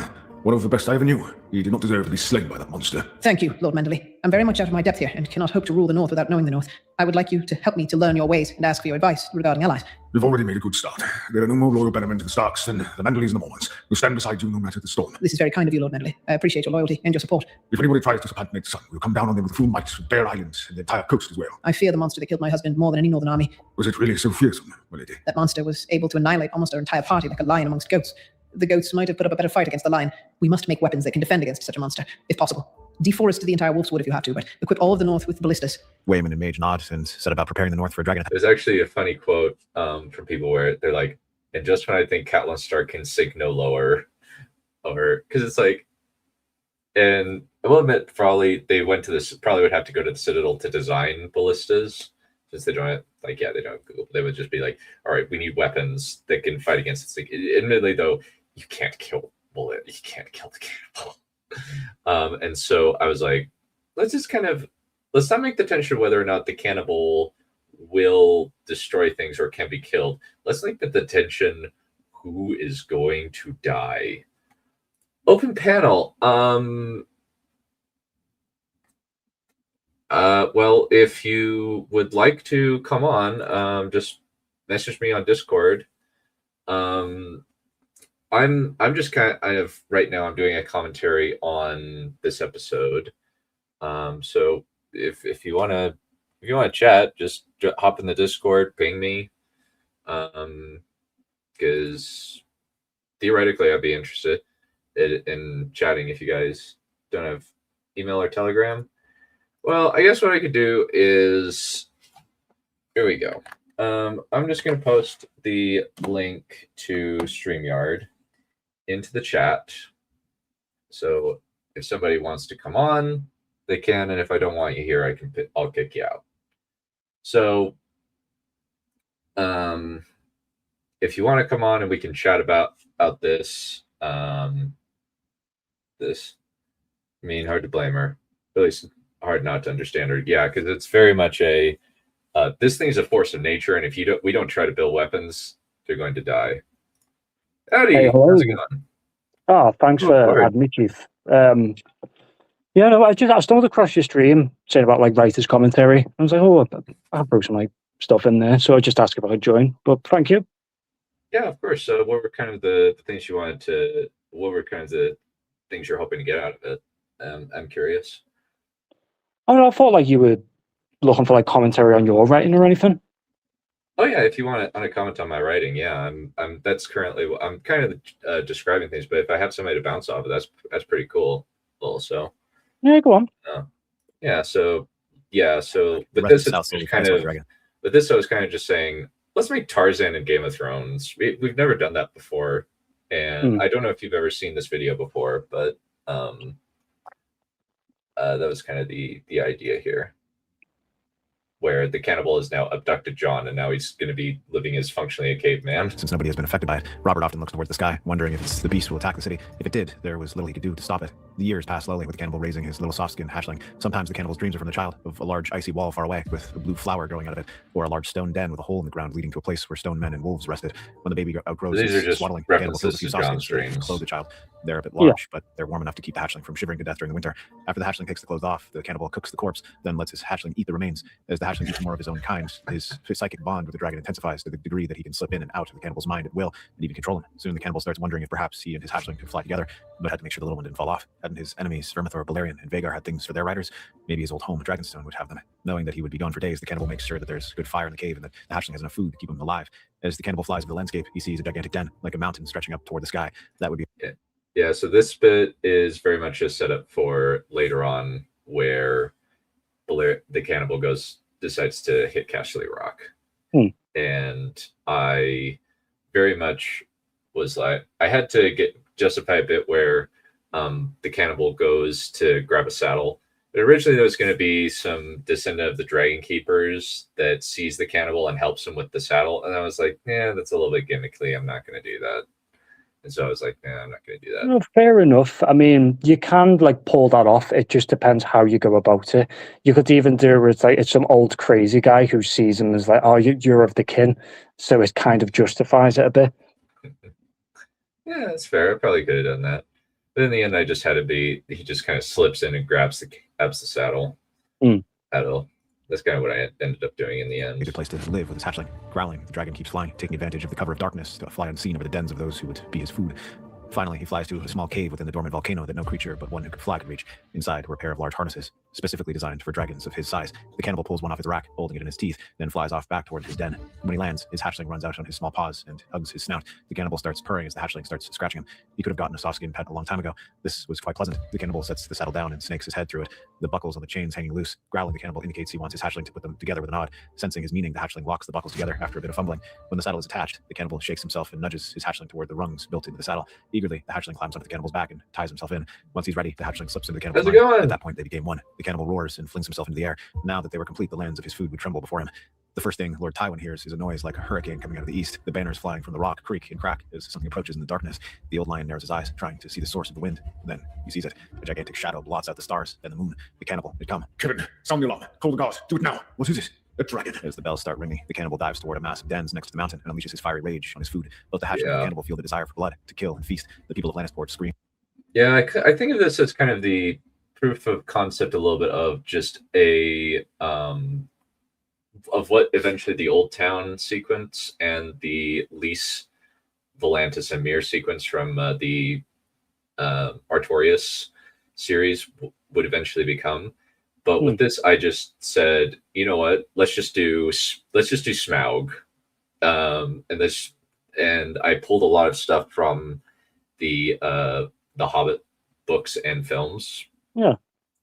And it was just like, all right, let's just make this dragon completely psychopathic and bloodthirsty, and it's almost like a horror or a kaiju film where it's just this massive monster destroying things.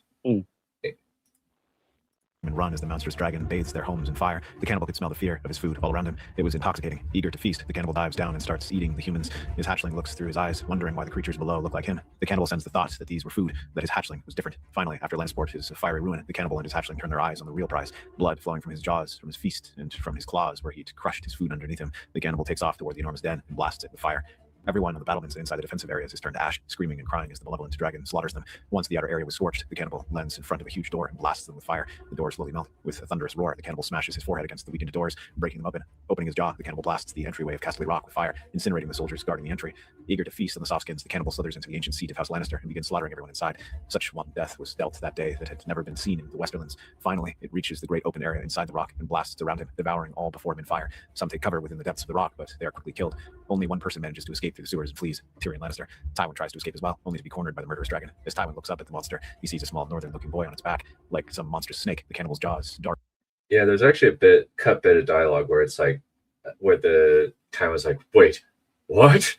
but I decided to cut it to make it a little bit easier on our VO guy, since sometimes like doing voices really takes it out of him. That's the thing that takes the longest out of all the VO stuff.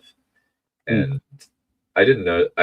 wasn't thinking of this consciously at the time, but there's also an element of Ding Dong, the Witch is dead. Yeah, Ding Dong, the Witch is dead. Tywin's dead. Tywin's dead. Ding Dong, the Tywin Lannister's dead. But in this, there's actually a clever thing where it said, "Oh look, it's Erebor, where the dwarf escapes from the dragon, taking his mountain castle." And I was like, I guess yeah, that's actually really clever. I didn't notice that when I was writing, but that's actually very clever. Okay, I like that. And so, and now it kind of functionally, Tyrion Lannister kind of becomes the main character-ish for a little bit, where since he's driving the plot, and he's kind of the person that becomes our first main human POV that doesn't die, like Ned in our prologue. Forward, yeah, like a different perspective from someone else. Yeah, and it allows for some very funny bits where he's just being super blunt, and I also really like the fact that we could just do kind of a really horrifying horror script where we really just illustrate just how terrifying something like this would be.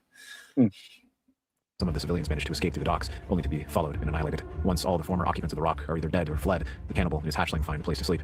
For the first time in his life, the hatchling sees what his kind lives like. Many areas of the rock are scorched, but others are in perfect condition. Carefully, he looks through the clothes until he finds some pieces that fit him. When Tyrion arrives in King's Landing, he's immediately ushered into the throne room. Robert looks down at the dwarf, seeing his tattered and smoke-stained clothes. What the hell happened to you? A fucking mad black dragon attacked Castle Rock. Everyone in the castle in Lannisport is either dead or fleeing from there. What the fuck? My thoughts exactly. I think that somehow the cannibal has returned after a long slumber since his disappearance during the Dance of Dragons. How big is that monster? As big as Balerion. Shit. We're dead. There's something else. The monster had a saddle, and it looked like there was a small dark-haired boy on its back. What? It can't be Viserys Targaryen. I don't know who it could be, but unless you want to lead thousands of men to their deaths, the rock is lost. We need the gold in that mountain to keep the bloody run running. Without it, the whole place will descend into anarchy. Get loans from the Iron Bank. It's a matter of taxes. While that thing has the Westerlands as its domain, every piece of gold in that kingdom belongs to him. We cannot send an army to that death trap without risking that they will not return. Oh, shit. We're doomed. After seeing Lannisport burned in the distance. Yeah, with this, as I was writing, I was like, oh, wait, yeah, if they lose Lannisport and Castle Rock, the economy of Westeros is completely screwed. Yeah. Because if you have the because functionally that's probably where most of their gold is mined and where their mints are. And so I was like, oh, that actually provides some really amusing bits where functionally I often think of, okay, what's some realistic elements to throw in here that makes it a little bit more grounded? And it's just like, oh, they're going to lose their entire tax base, or at least like probably about 40% of it, since the other 40 comes from the Reach. Well, a big chunk of it. So even if they did abandon it, it's still affecting them in such a massive way. Mm-hmm. Yeah, since there's still the massive gold mines under Castle Rock, and they wouldn't have the ability to get loans from Tywin, as well as the fact that the Westerlands is now the domain of a giant dragon who's probably going to hunt everything in it to extinction. It's going to turn into a dead zone. Since Balon Greyjoy sends his fleet toward the Westerlands to try to raid the once strong kingdom, if he didn't move quickly, then someone else would take all the spoils. As the Iron Fleet approaches, Victarion hears a roar echoing across the landscape. For a moment, Victarion thinks it's some Lannister trick, then his eyes widen as the enormous black dragon climbs on top of the black rock and spreads its wings. Victarion stumbles back in horror and starts to frantically gesture toward his men. Fucking hell! Turn every fucking ship around! Run! Yelling in terror, the Ironborn starts trying to turn their ships back toward the Iron Islands. For a while, the cannibal and his hatchling watch the fleeing wooden fish. Then he takes off. The poor wretches only have enough time to scream before the cannibal incinerates them. The once proud Iron Fleet is turned to ash within moments. Bellowing out its triumph, the cannibal descends and starts picking out his prey from the wreckage and devouring them. While his sire eats, the hatchling roves around, looking at the bodies slowly floating up on the beach. As he explores, picking up their corpses, a completely black sword with a series of ripples in the steel catches his eye. Though he doesn't know it, this blade is the Balerion steel blade, Nightfall. Eagerly, he pulls it from the corpse. With so many corpses lying around, the hatchling starts dragging them into a pile and stripping them so that he can eat them more comfortably. After it becomes clear that the dragon has made Casterly Rock his lair, Robert decides to take action. It would be difficult, but without the gold of the Westerlands, the kingdom would fall into bankruptcy. Finally, after several months, Robert rides out toward the Westerlands at the head of a small force to try and recover what they could, and then go. As he passes through the once prosperous kingdom, Robert finds that it's as quiet as a graveyard. There are some signs of farm animals and wildlife, but no people were there beyond those he was bringing with him. As he gets close to the rock, Tyrion approaches Robert with a plan. Your Grace, could it be that this strange rider is some dragon seed who managed to bond with the cannibal? If we could reason with him or capture him, that might solve our problem. Possibly, but that dragon killed the entire population of Castle Rock. A rider who allows his pet monster to do that is a maniac. Fair point. A small strike force then, aimed at grabbing the rider and forcing him to keep his beast under control. That's incredibly mad, Imp. And how do you propose we kill something the size of Balerion the Black Dread? I'll wait. Sighing, Robert gives his permission. While Robert leads his army, Varys goes to Illyrio and Pentos. Yeah, with that, it's just we're going to be setting up. I wanted to kind of have Tyrion be the guy who teaches Jon how to talk, because that actually seemed like it would be very amusing to just have school teacher Tyrion. Another thing that I wanted to do is kind of illustrate the just eerie quiet of what it would be like where the people are just completely gone. Yeah, where like noise and people should be moving around. It's just silence and nothing. Yeah, and it would just be eerie because the dragon has just completely depopulated the entire place. And yeah, and you don't know where the dragon is. Yeah, it could just be, he could be anywhere and could come out at any time. And so they're just like, all right, let's go. We're not staying here. And with this one's one of my favorites, where it's just these two schemers get all of their plans ruined just by this one thing, one massive giant beast by a kaiju showing up. When the spider enters, Illyrio sees that his longtime conspirator is unusually tense. What is it? Did King Robert discover you? Are our schemes public? Worse, far worse. What the hell could be worse than that? Illyrio, before I continue, keep in mind that I've always given you the truth, and I have never told you anything ridiculous. All right, enlighten me. Let me guess, the whole of Westeros is gathering for a war to come down on our heads. Robert has become loyal and competent. Or is it Rhaegar Targaryen back from the dead atop Balerion the Black Dread? Shock me. That last one is the closest. The bloody cannibal has taken Casterly Rock for his lair after driving all of the inhabitants before him like a wolf among sheep. You're fucking with me, aren't you? You cannot be serious. You can't be. No, I'm deaf. Yeah, the voice actor delivered that perfectly. Where he's like, "That is so ridiculous. You got to be screwing with me. You're not serious. No, you cannot be serious." And because it is a little bit ridiculous, and we also see Varys' composure get to crack, which I don't often get to do, but I felt like it was appropriate here. To be serious? Oh shit. This ruins everything. Indeed, the Westerlands are now a kingdom filled with ash, smoke, and death. All the gold of Casterly Rock is now in the possession of that monster. Effectively, the entire realm is under the dragon's control. Is there any way to kill the damn thing? Bearing insane luck? No. The monster is gigantic. It single-handedly emptied Casterly Rock in a day. Any army that tries to take back the rock will either have to turn back or be turned to ash. So what now? Yeah, little Avengers reference. What chance do we have of starting a civil war, let alone an invasion? There was a rider, a boy no more than 8 on the dragon, by some accounts. Perhaps we could kill the boy. Then Aegon could claim the cannibal. Good luck with that. He's inside Casterly Rock, guarded by a giant fucking dragon. No need to shout. Not deaf. Fine, we'll come up with something. As the two conspirators debate. Yeah, I just felt like like it would be funny to just have these two just talk about what is going on here, and just have the realm's reaction to a kaiju showing up. And if Varys's, and I always like Varys's. I don't often get to have Varys's composure break, but I felt like this was appropriate, where he's like, where he just swears at his companion. Yeah, do you know what though? It's a good element because it shows a shift in character, and you can have a great story that uses like some swear words to illustrate like the serious of the scene. I would agree. Like, you know, if you have a character that speaks highly and poshly and sophisticated, but then there's that one scene where they're broken and they swear, it just illustrates how, you know, the scene itself of how broken the character is, or like how they've shifted. Yeah.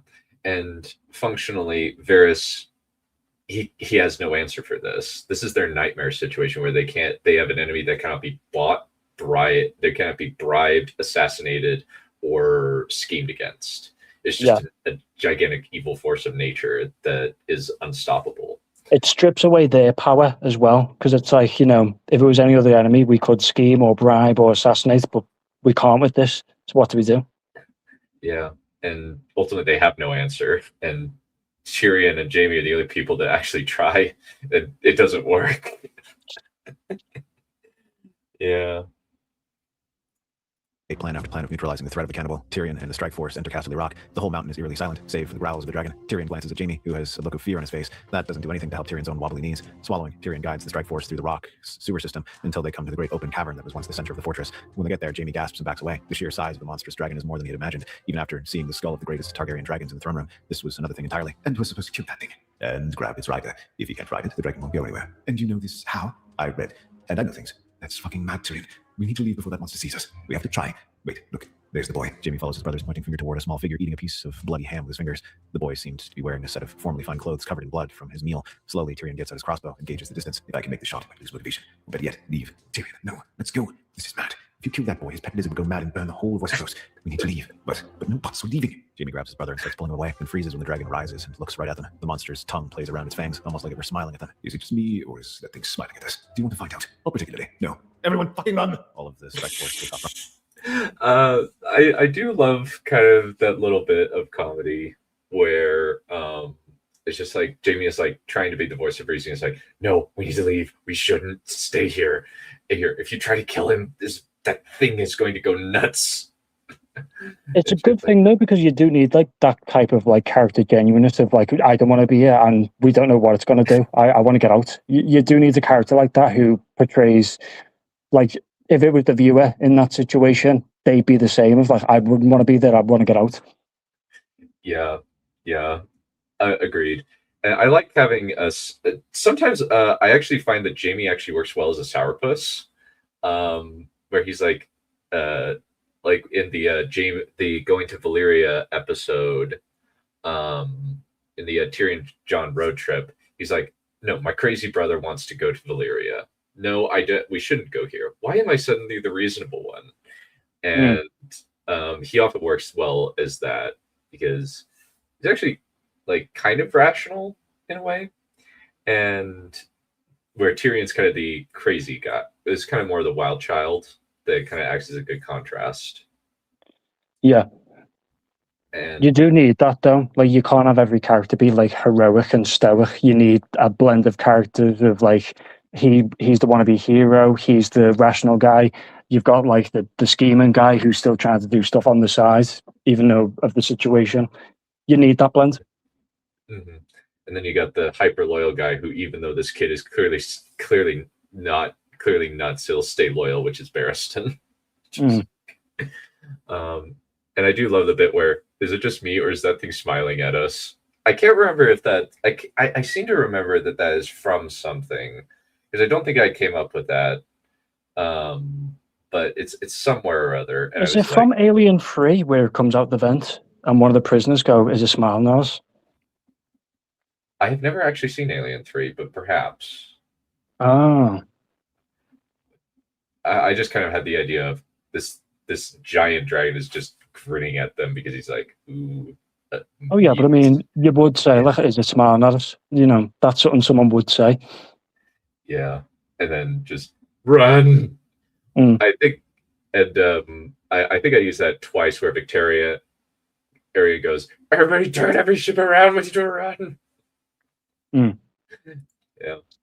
Snarling, the cannibal blasts the tunnel with fire. Tyrion and Jamie hide in a side passage as a torrent of green fire passes them. The heat singes their faces. After the fire dissipates, the two brothers flee and ride back to the camp. As they do, the dragons emerge from the rock and flies after them. Tyrion urges his horse for speed, but the dragon lands in front of him and roars. Tyrion is thrown from his horse, as is Jamie. Licking his fangs, the cannibal is about to devour them, but his hatchling asserts his control and stops him. Tyrion looks up in fear at the northern-looking boy under the dragon's back. Then his fear turns to curiosity as the dragon glances between him and Jamie. Growling, the dragon takes off and flies toward the horses. Tyrion starts gasping with relief as Jamie picks him up, not wanting to risk the dragon changing his mind. The Lannisters flee. After devouring the horses, the creature goes back to the castle. When there, the hatchling starts exploring the rock. Eventually, he finds the library. Intrigued, he starts looking through the books. When he can't read them, he tosses them aside until he finds a book with a set of pictures. Blinking, the hatchling starts turning the pages. A man with silver hair holding a Balerion steel sword like the one on his back. An olive-skinned lady catches his attention. The hatchling flicks the pages between the man with the sword and the olive-skinned lady. The one that catches his eye is of another man kissing the lady's hand. Seeing that picture awakens something in the hatchling, a sense of loneliness and desire for connection. Eagerly, the hatchling goes down to the cannibal and holds up the book. Flicking his tail, the cannibal looks at the pictures, then tilts his head. It appears as though the hatchling wanted to find a mate. Maybe it was time. Gently, the cannibal nuzzles at the hatchling, then gives him an affirming growl. When Jamie and Tyrion arrive at the camp, yeah, with this one, it's kind of just a Tarzan reference where in the original Edgar Rice Burroughs book, he figures out how to read by just finding some books, and he just kind of does some comparison. And so I just had put that in there but I kind of made John a little bit less of a savant where he doesn't learn how to read. He just looks at the pictures and he's like, what is going on? Just gets immediately interested, and he just thinks, and I was originally going to have it be named Daron because he sees Daron and Mariah Martell and thought about doing that, but I was like, Daron doesn't fit. Yeah. If he's got the cannibal, hard to cast the skin. Could you clarify? I'm not sure what the reference is on that one, but Which one, Darren? yeah. Well, it's just a cost, as in the Jungle Boy. It's hard to cast the skin. I'm not sure what that's referencing. Could you clarify, Mister? It's hard to cast, is it? Yeah, I'm a little bit confused. Yeah, I'm a little bit confused there. Yeah, I'm trying to think. It was the cause the giant snake. That's my, but I can't remember the context. But with this, I just had him. He just looks at the pictures and he's like sees a pretty Dornish woman, and then kind of that from there. Oh yeah, you can identify from pictures. You know what I mean? Like if he sees something, he'll go, "Oh, I kind of know what this is," or "I can see this." Oh, yeah, that's a good point. This bit, it's when Mowgli's here, cannibals expecting that John is growing up, and he's like, "Oh, you need a lady, you need a mate. Let's go find you one." Doesn't exactly turn out well. Robert sees their smoke-stained clothes and raises his eyebrows. So I assume that you were less than successful in killing the rider. Lost your touch for killing dragons, Kingslayer? Fuck you, your grace. We tried, but we couldn't get a good shot before the dragon caught us. Bloody thing almost killed us. The beast can't be killed by any weapon we possess. Did you at least get a better look at the boy? He looked like a northerner, no older than 9. Wait, Ned had a bastard son disappeared. But how is that possible? Your grace, I hate open old wounds, but what if the boy is the son of a different stock? And it would explain the dragon riding if a certain prince got her with child. Barristan and Robert stare at Tyrion. Robert wipes his forehead and turns away, shoulders shaking with emotion. Barristan and Jaime exchange looks, then leave alongside Tyrion. Robert slumps in his chair and runs his hand over his face. Her son is with him. He couldn't do this. Sign. He takes a long drink of wine. After walking away, Barristan grabs. Yeah, with that, we have a few. Yeah, context is weirder. Yeah, but yeah, it's very similar. Yeah, I would agree. And with this scene, it's just we have a couple of things like Jaime saying like. Since Robert's kind of an asshole who teases people, especially people he kind of doesn't respect, like Jaime. Where he's like, lost your touch for killing dragons, Kingslayer. He's like, screw you. Curse you, autocorrect. Yeah, I don't know why autocorrect just doesn't work. But yeah, that, and then we kind of have the reveal where they kind of have to figure out that maybe he isn't a Stark. Maybe he's Rhaegar Targaryen's son. You get the idea. Curse you, autocorrect. Oh yeah, I do.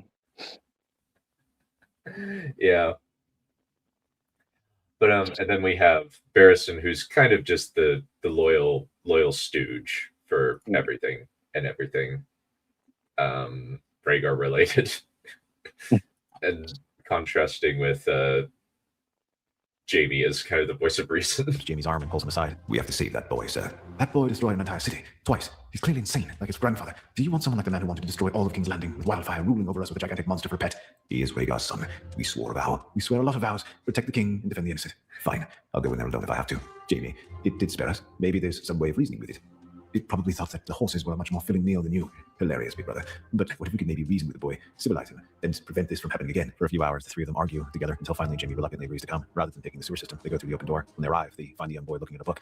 The large dragon curled around him. Barristan suggests going in once the dragon... Yeah, with this we have Tyrion is the person who goes, let's try it. Let's do it. And it's like, his brother's like, no. And kind of have that neat little contrast of characters. And I did want to throw in a clever short joke as well. Yeah, hilarious. It was good though, because it's good that you've got different characters acting like, what should we do? Like, should we reason with them? Should we maybe give them some land or something? Those are reasonable things that people would do. You know, they wouldn't immediately go, let's send the soldiers in and fight them. They go, well, actually, is there another alternative? Yeah, I would agree, because they would be like, it's literally all the Kingsguard. Yeah, pretty much. Yeah, the only one is Jaime, who mainly kills him as both self-preservation, in terms of self-preservation, but also because Aerys becomes a mad supervillain in book 3. basically becomes supervillain levels of crazy in book 3, as described by Jamie, where the whole wildfire plot is basically straight out Doctor Doom's playbook. Asleep, but Tyrion shakes his head. Taking a deep breath, the dwarf walks out into the open and spreads his arms. Ahoy there, cannibal.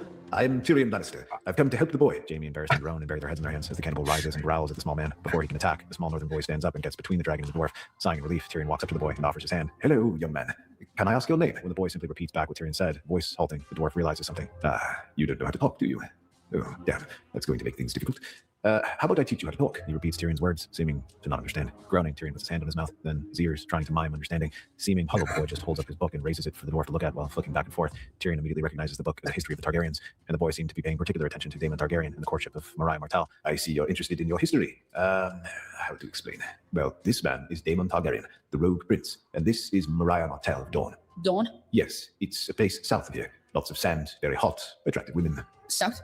Oh, it's just that way.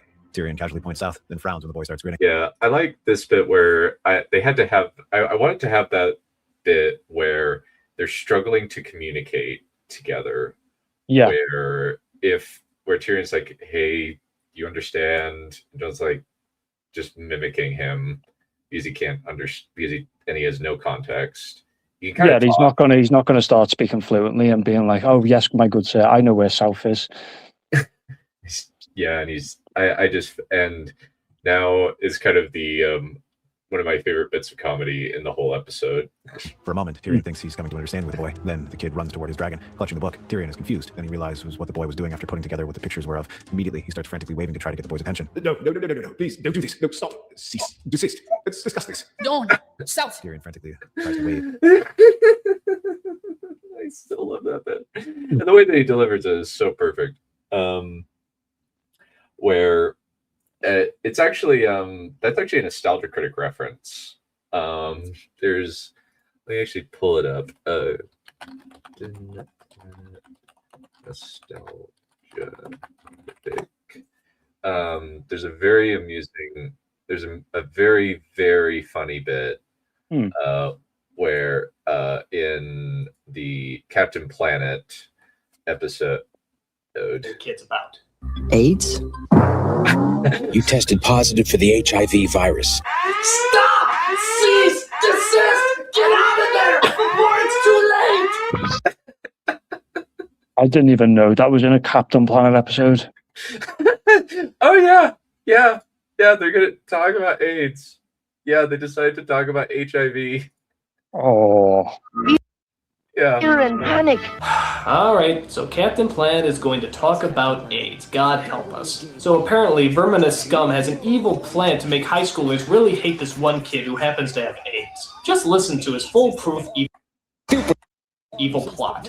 Once we let people know the kid has AIDS, we can panic the whole town. See, when people panic, they don't think. If they don't think, they stay stupid about AIDS and it can spread. And once it spreads far enough, we take over the earth. Makes sense to me.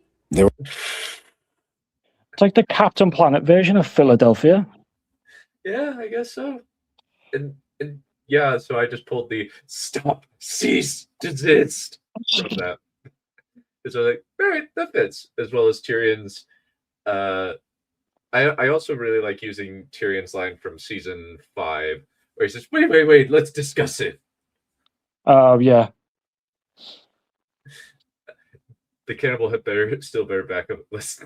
The rat and Jason Lannister. It's a very. Do you know what though? You've kept Tyrion like very much in character, because there are moments where, do you know when he meets the barbarians and it's like, oh, I can give you like steel and this and that, and it's like, oh, okay.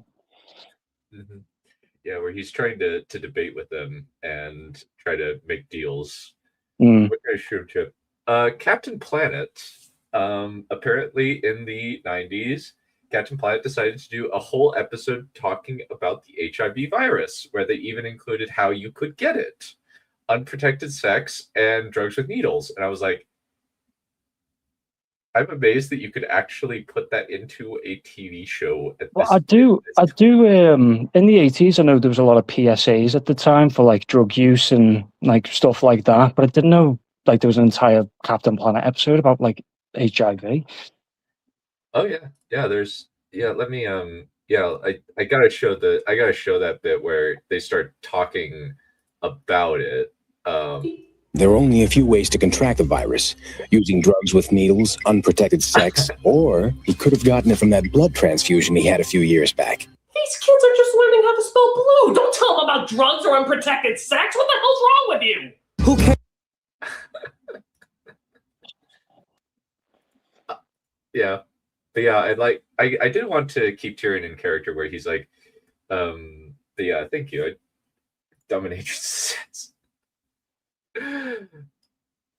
I don't know, when was this? Was this in the early 90s? Because this is when Captain Planet came out.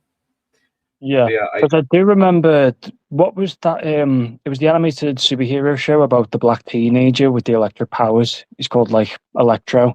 I know they had the whole episode about racism. Static Shock? Yeah, that's it. Thank you. I know they had the episodes about racism and another about a school shooting, but that was like the worst I thought you could do. Yeah, I honestly feel like that's that was getting away.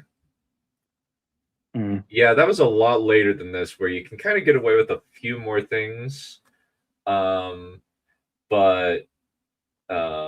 here it's just they're openly talking about sex. And it's like, I think that's the only time that I've ever heard the actual word sex put into a children's cartoon.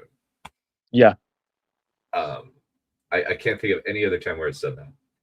And no, I can't either. I out of all of them, not one. Yeah.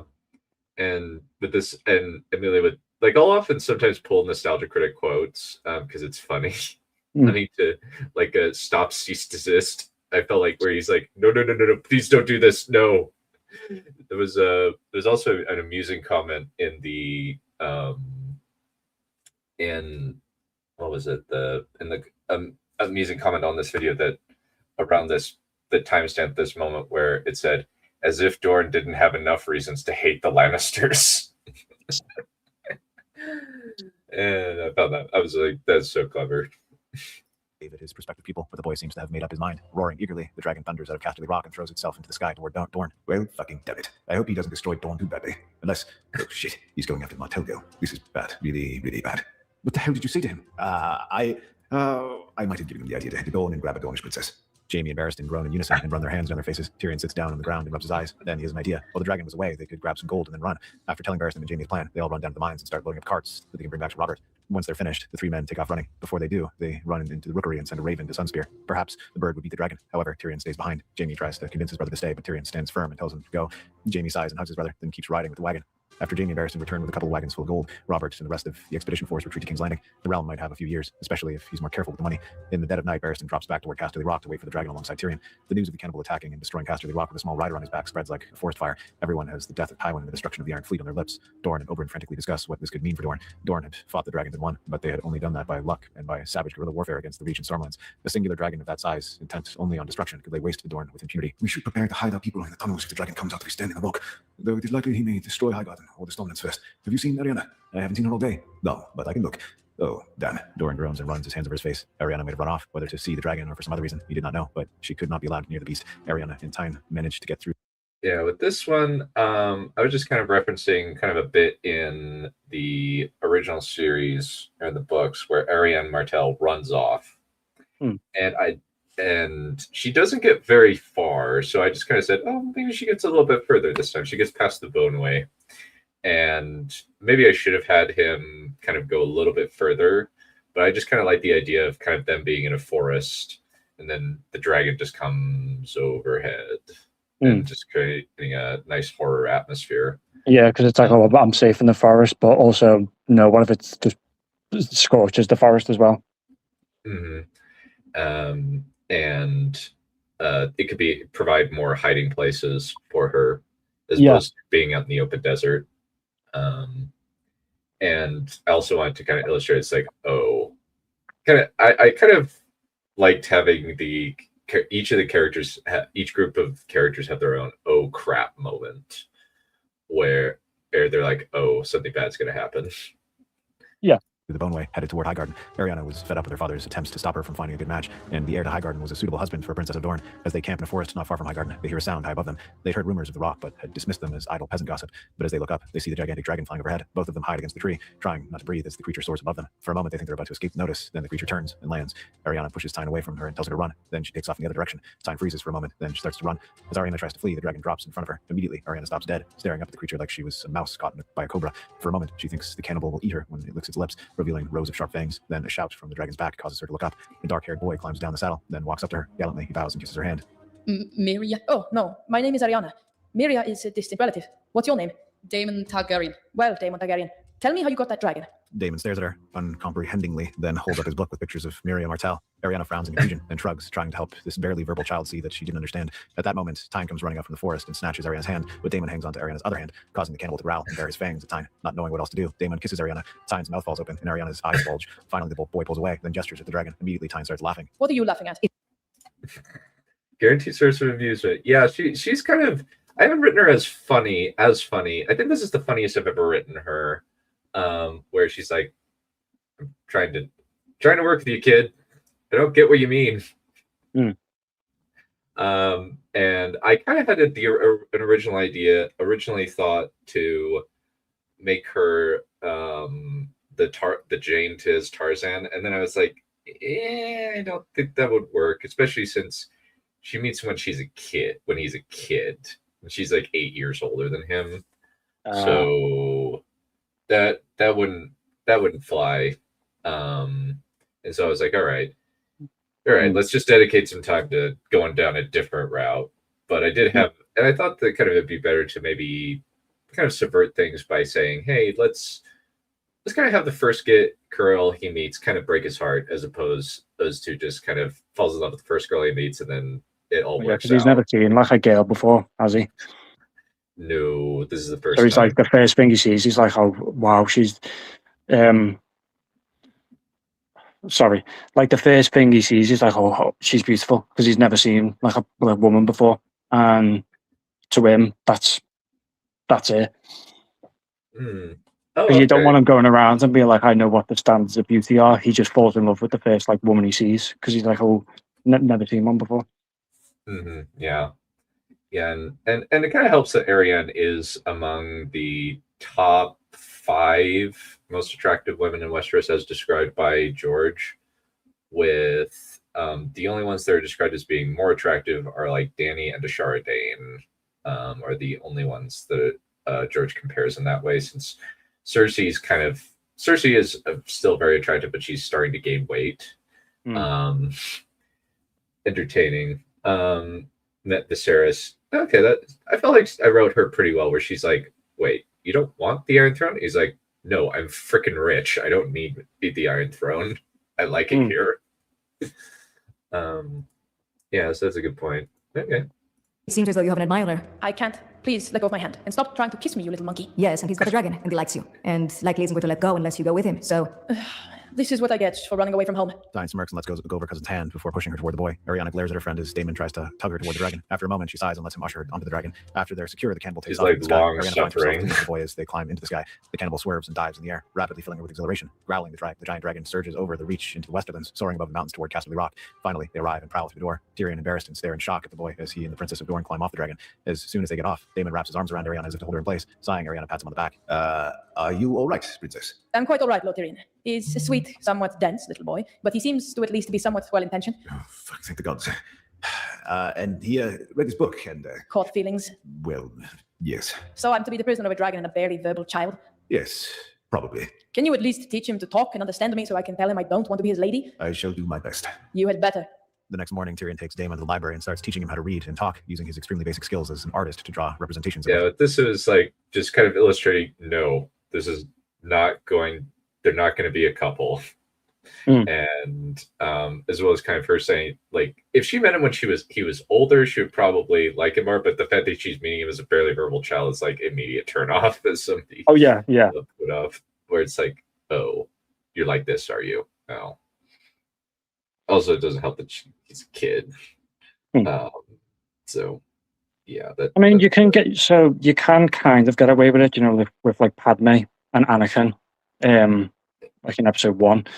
But you wouldn't be able to develop a romance when he's still young. You'd have to start it there and then expand it further down the line when they're older.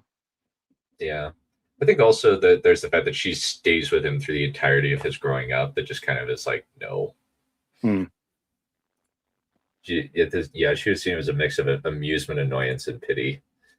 And she's like, can you at least tell him to talk so I help, like, talk so I can communicate with him and tell him I don't want to be his girlfriend?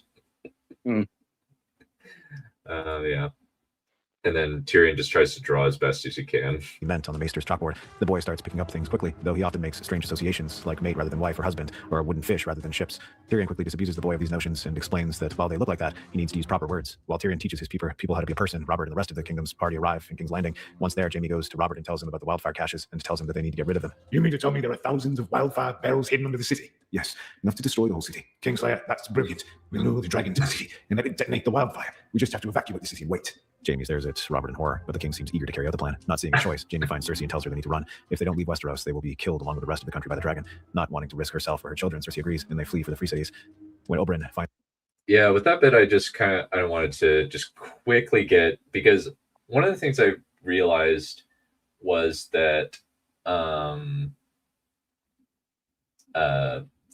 we have if Jon kills Jaime, Tyrion will never forgive him. They'll never be friends. And I'm like, I do not have time to deal with this. And so I just wrote it in that, you know what, let's just have Jaime tell Robert about the wildfire, and Robert just like, let's use it. And Jaime's like, are you serious? And then he just decides to run. Is it that she's the turned off by the Targaryen look, or she's turned off by Lysono Mar? You know what? I'm not too sure, because I know I know Game of Thrones, but I'm not that into it. I know most of it, but not all of it. I don't remember that bit in the sample chapters. As far as I can recall, she doesn't meet Aegon in the sample chapters. Let me take a look at Arian Martell.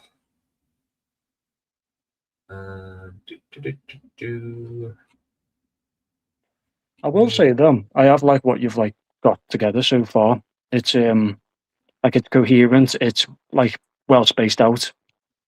Oh, thank you. Thank you. What are kind of the bits that make it flow coherently for you? The rationalization where you don't have all the characters are just oh no, we need to do this. It's more just they sit down and go, no, let's not do this. And another character argues, no, we have to do this because of with the Iron Fleet, and you said turn them around immediately. That's something a rational person would do. Or when they have the meeting in the castle, where it's well, we can't send all our people in. And the other guy says, okay, but maybe we can assemble a small team. And the other says, well, maybe we can bargain with it. Yeah, and there's kind of just there's no agreement. There's kind of a contrast of opinions. Yeah, you don't want everyone agreeing all in unison, agreeing with each other on one singular plan. You need people to argue. You need people to have different thoughts and perspectives. Because if everyone's all the same, it's just copy and paste. Yeah, I would agree.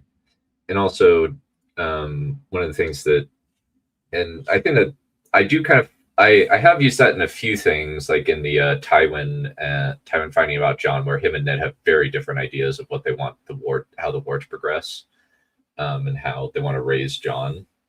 I just felt, and here it's very much just how do we deal with the kaiju. Tywin is told about the dragon and Ryder taking Arianna back to Casterly Rock. The Red Viper groans and starts considering how to get her back. No poison that he was aware of could kill a dragon, let alone a monster the size of the cannibal, so he had to see if he could sneak her out. Once he's near the castle, Oberyn dives into the sea and swims under the chain guarding the docks. Quiet as his namesake, the Red Viper slithers into the castle. The first thing he sees is the cannibal sleeping in a large open hall. Oberyn freezes, taking in the sheer size of the monster before him, and then he goes back to his real purpose. For a long time, he searches through the castle until he finds Arianna playing a game of Savase with the northern-looking boy, while Tyrion and Barristan watch. Oberyn blinks at the strange arrangement before him, then clears his throat. Arianna immediately stands up and runs to Oberyn. Barristan draws his sword, as does the little northern boy, though the lad does it with a great deal of awkwardness, since he still isn't very tall yet. I've come to take my niece home. I hope that you won't mind. Please don't take her away. I'm very sorry, lad, but she was not yours to take. I wanted to stay.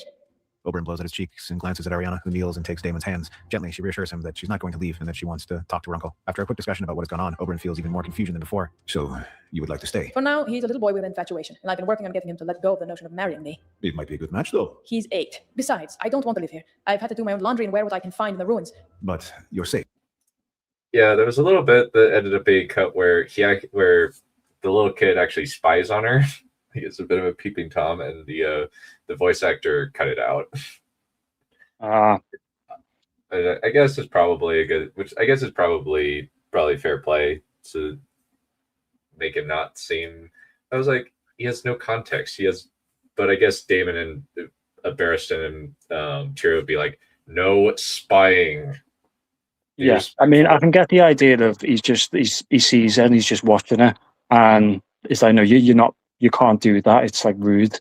I get that aspect. You know what I mean? Yeah, and they would. So, but I think that if she says, "I'm going to go wash," don't. And then he follows it. Yeah, that's yeah. Yeah, that makes sense. But I think that in this, we'll just go with the idea that Barristan and Tyrion were like, "No, you're not going. No, you're not going." Yeah. Yeah. I'm very safe here. I can easily fob him off by ruffling his hair and kissing his cheek. So, Dawn is safe from the cannibal while you're here? Arianna nods. Oberyn nods slowly, then decides on a plan. Perhaps what they could do is have time come. Yeah, there's a little funny joke that somebody put in there, but that time said the lovable little murder boy. Because he is functionally a little murder boy. And she's like just trying to fob him off by like sisterly affection because he doesn't understand actual like romantic affection quite yet. Yeah. To the rock to help Arianna and keep her company. Doran is initially terrified for his daughter's safety, but Oberyn reassures him that she is in no danger. Finally, Doran relents, but he still wants to keep a watch on the dragon. Years pass by, and Daemon slowly grows up with Tyrion as his teacher, Barristan as his master-at-arms, and Arianna and Tyne as his companions. However, his real influence is his dragon. Often, he'll slip into the cannibal's mind, feeling the creature's lust for carnage, and often having to shut it down. One day, as Daemon and Tyrion chat about Rhaegar and Lyanna, Daemon's head tilts with interest. They were my sire and my dad, weren't they? Father and mother, but yes. Sorry, a slip of the tongue. Too much time in your evil fucking dragon's head. He's like my father. He took care of me. Do you think you'll give that monster a name besides Cannibal? I think it suits him, honestly. No need to change what works. Like dragon, like rider. Wait, you're joking, right? No, I'm not. Meat was meat. Oh, you must have had a horrible childhood. They don't taste too bad. Stop talking, please. I don't want to lose my supper. Fine. We can change the subject. The king... He only has sabers. That's great. I love that. That one was good. Yeah, that's hilarious. And then kind of with this, it's just like kind of, I feel like I managed the tone here pretty decently where it goes from like dark humor to now it's going to get more serious because he's talking about, he just doesn't have social cues and doesn't understand that cannibalism is weird. Oh, that's gross. What is wrong with you? Yeah, I mean, and it's believable as well because, you know, obviously their society looks down on it, but he doesn't know society. So he's just like, what do you mean?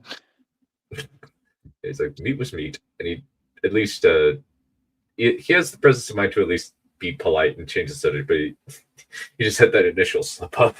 He's like, yeah, I ate people. It's like, oh, that's disgusting. You must have had a horrible childhood.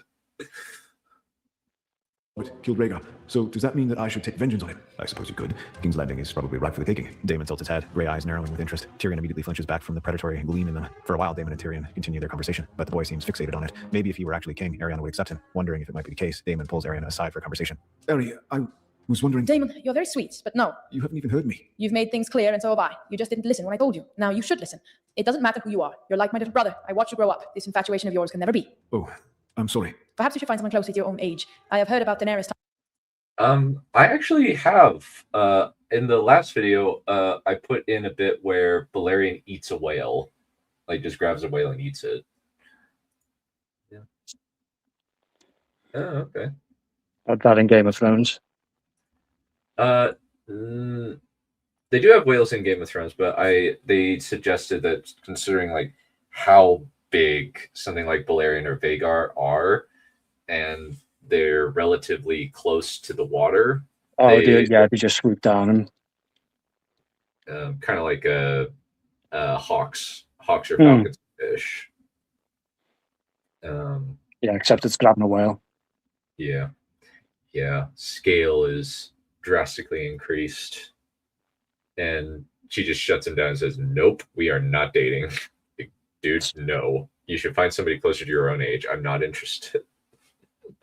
And just breaks the poor boy's heart when he's like, "Hey, maybe if I'm cool, maybe if I'm king, you'll like me."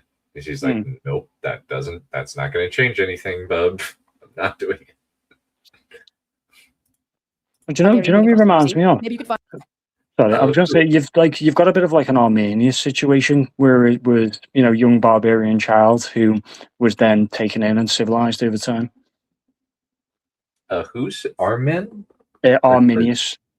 Arminius. Oh, yeah, like the guy who did the Tordeberg Forest deal. Yeah. Okay. Yeah. Okay, that's an interesting comparison. I hadn't thought about Arminius. Like it's not a 1-for-1 in your story, but more, he's gone from savage child to like semi-civilized person now.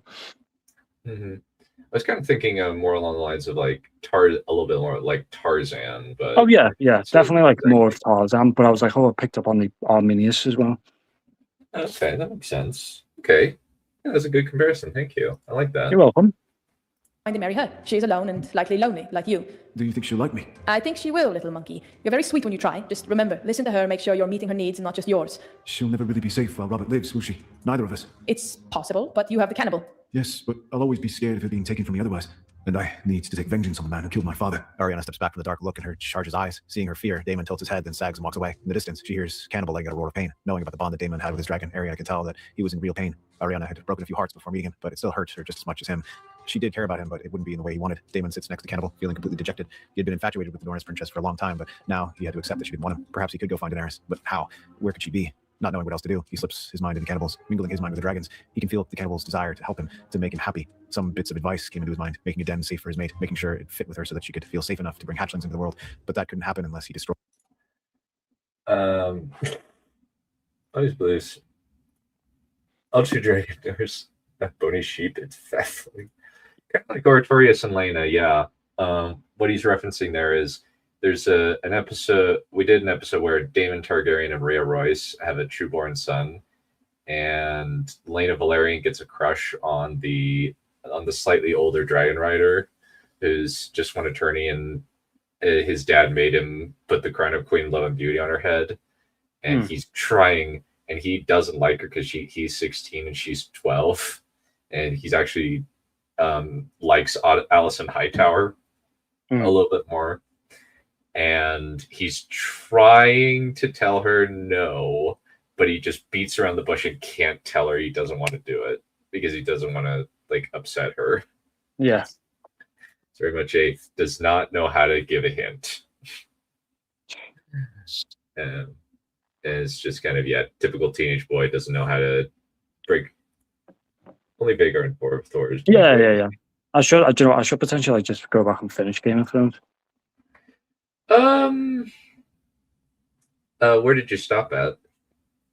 I can't even remember, Yeah. I've been watching it with my girlfriend. She's never seen it. We're at the middle of season 5, and I'm waiting to show her. I've been showing her a few theories. I've even showed her some of the ones where John's parentage gets revealed, since I'm just like, she actually reacted like, "Wait, what? He's the king?" Potentially. Yeah, but I do want to keep John's assassination a secret until it actually happens. Okay. Since I want to have her reaction, since her reaction to Ned dying was hilarious. When she just literally went like this.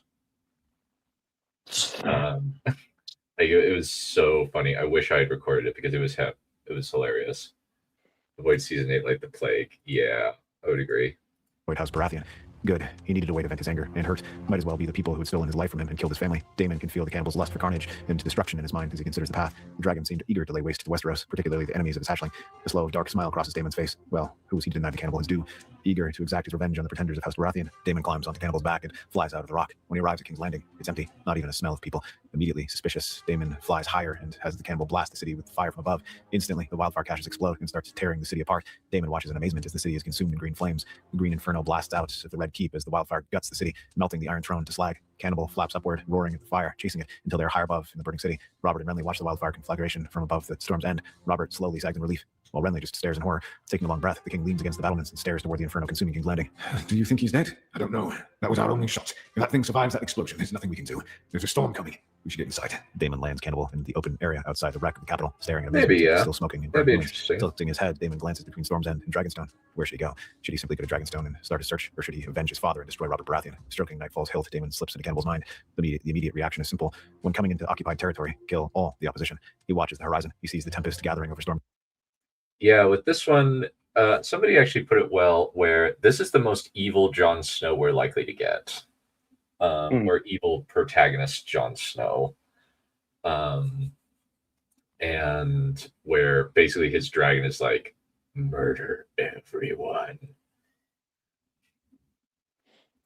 Yeah. Okay. Maybe.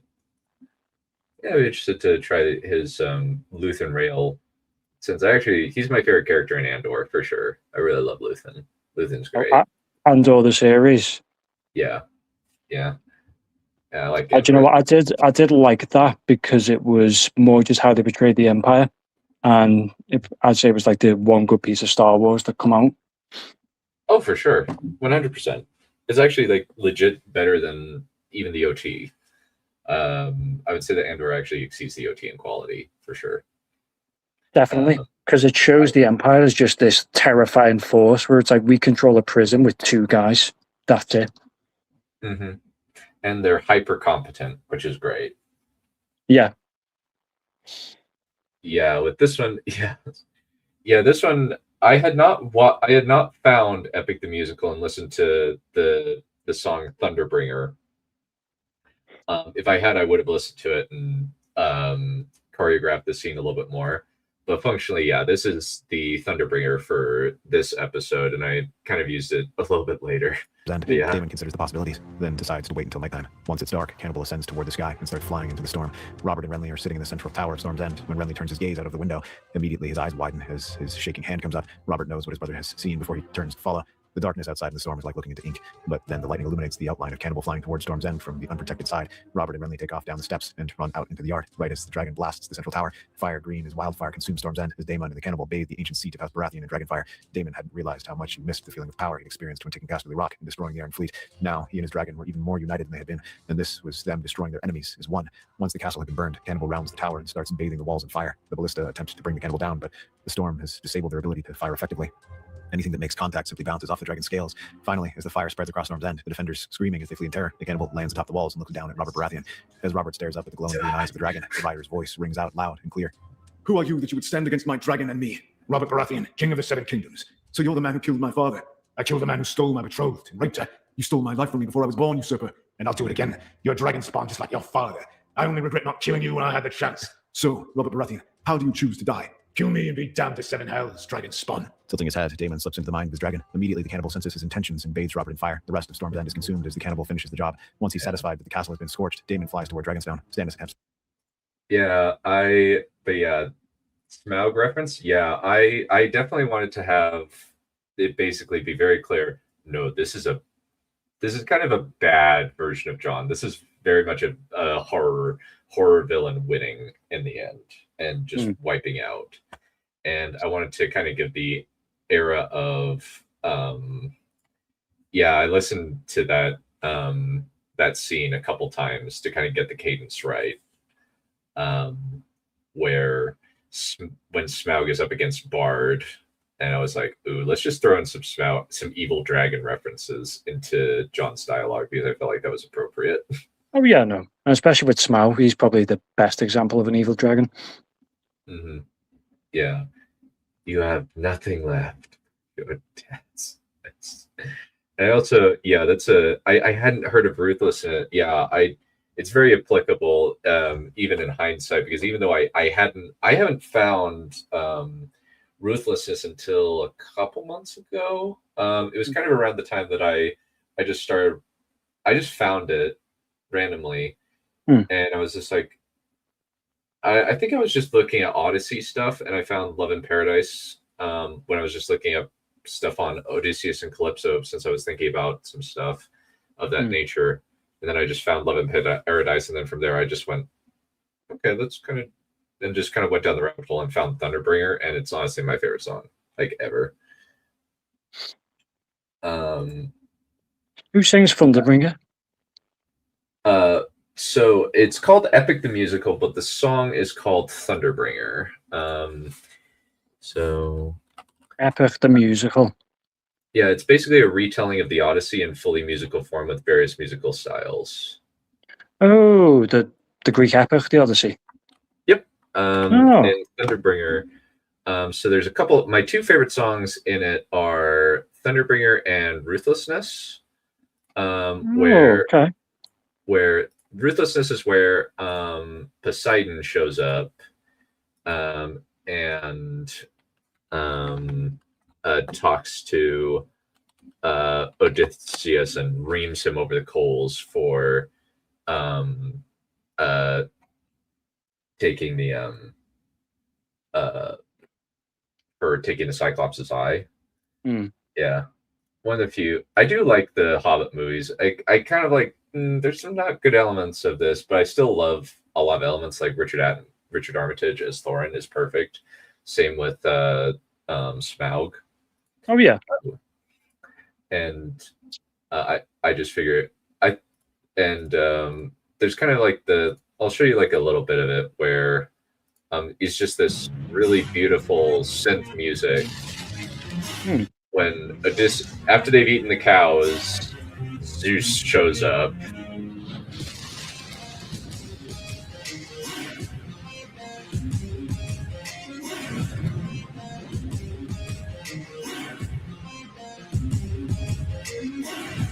Pride is a damsel in distress,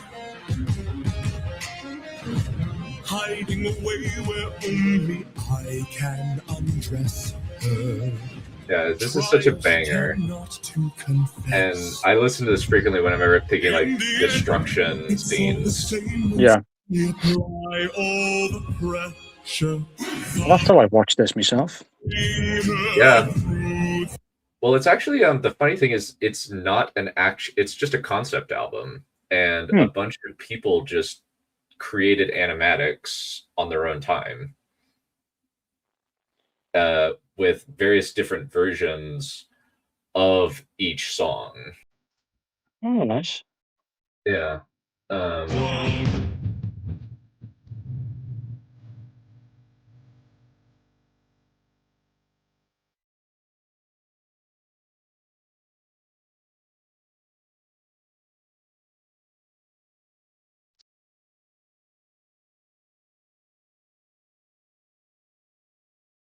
Yeah, but I think like the best part here is right here.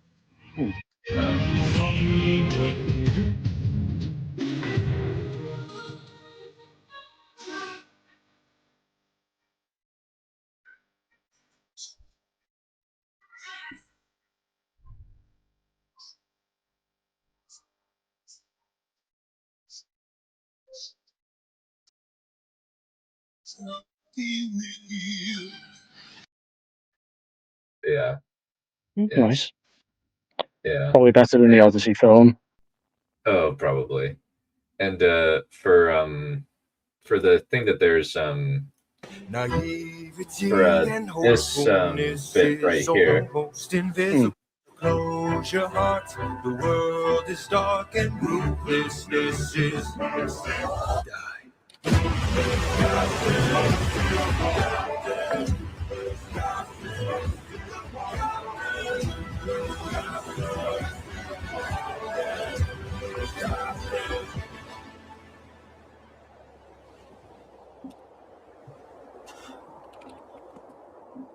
What have you But yeah, that was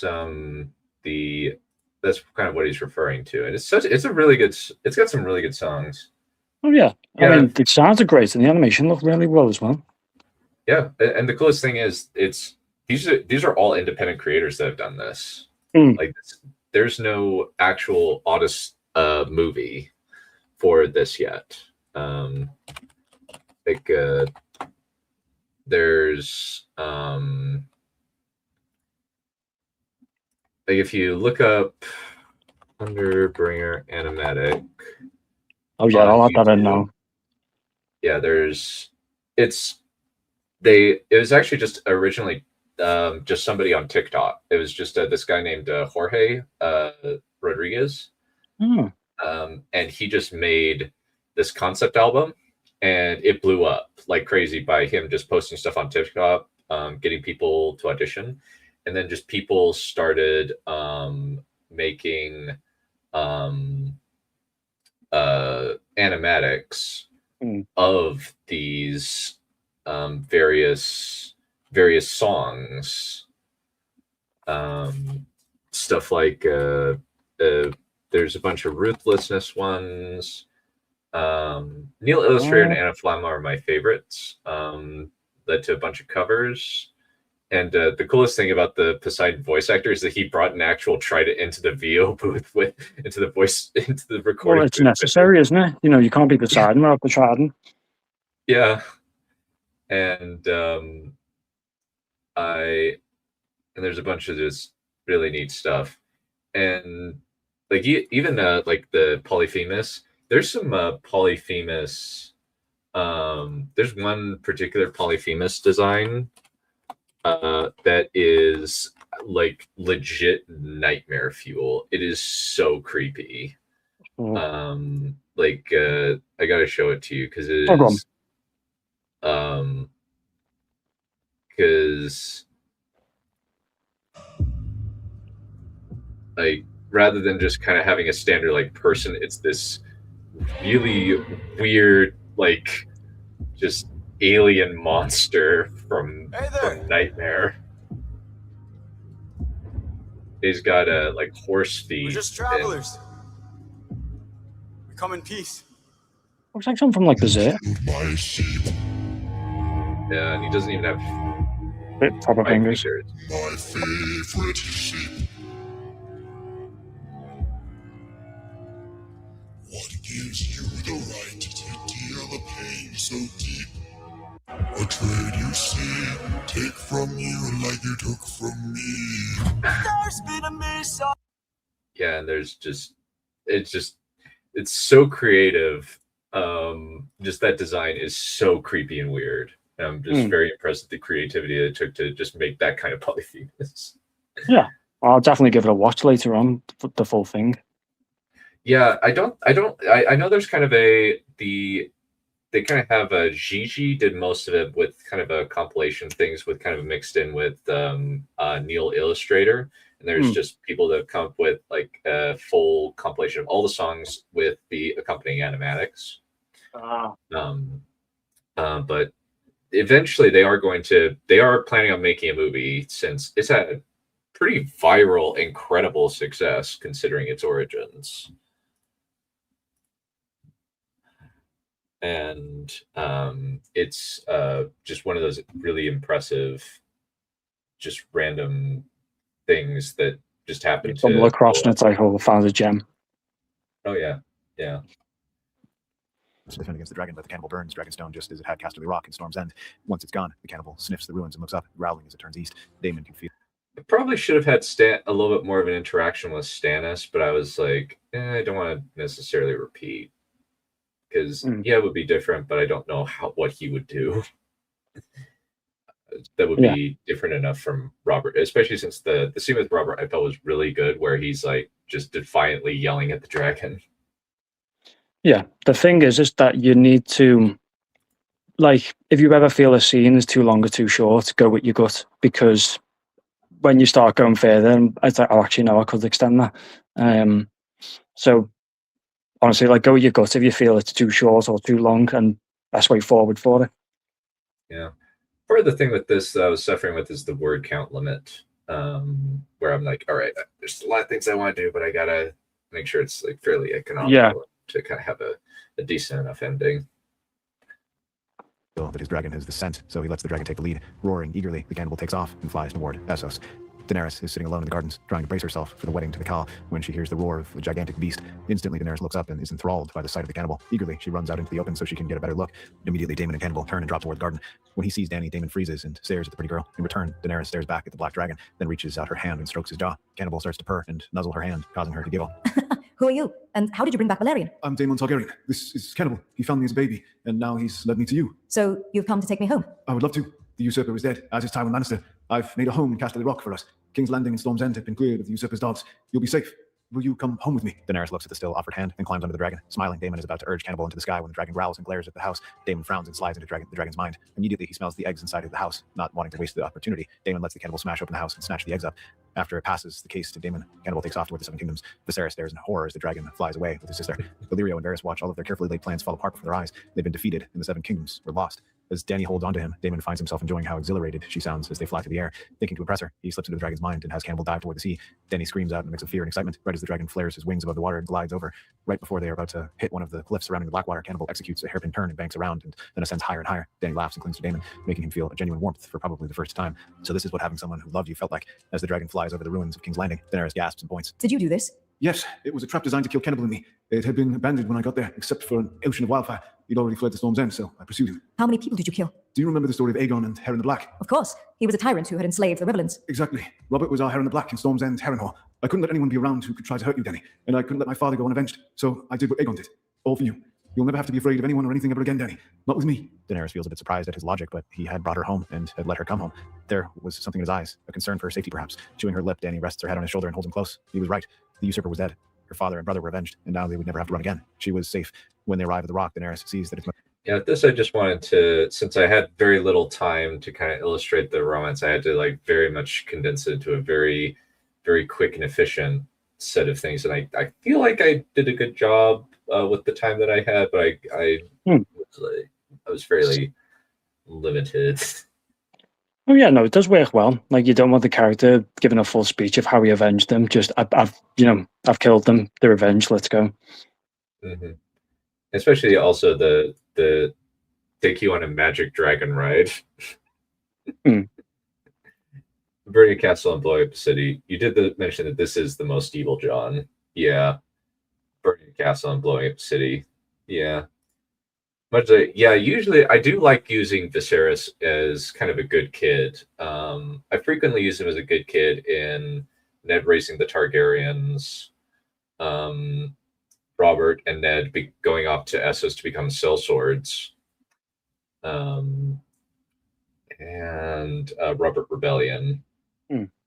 One does wonder how Bran and Alysanne, for reference, Alysanne is an OC that I created who kind of somebody other than me evolved into a multiverse hopper and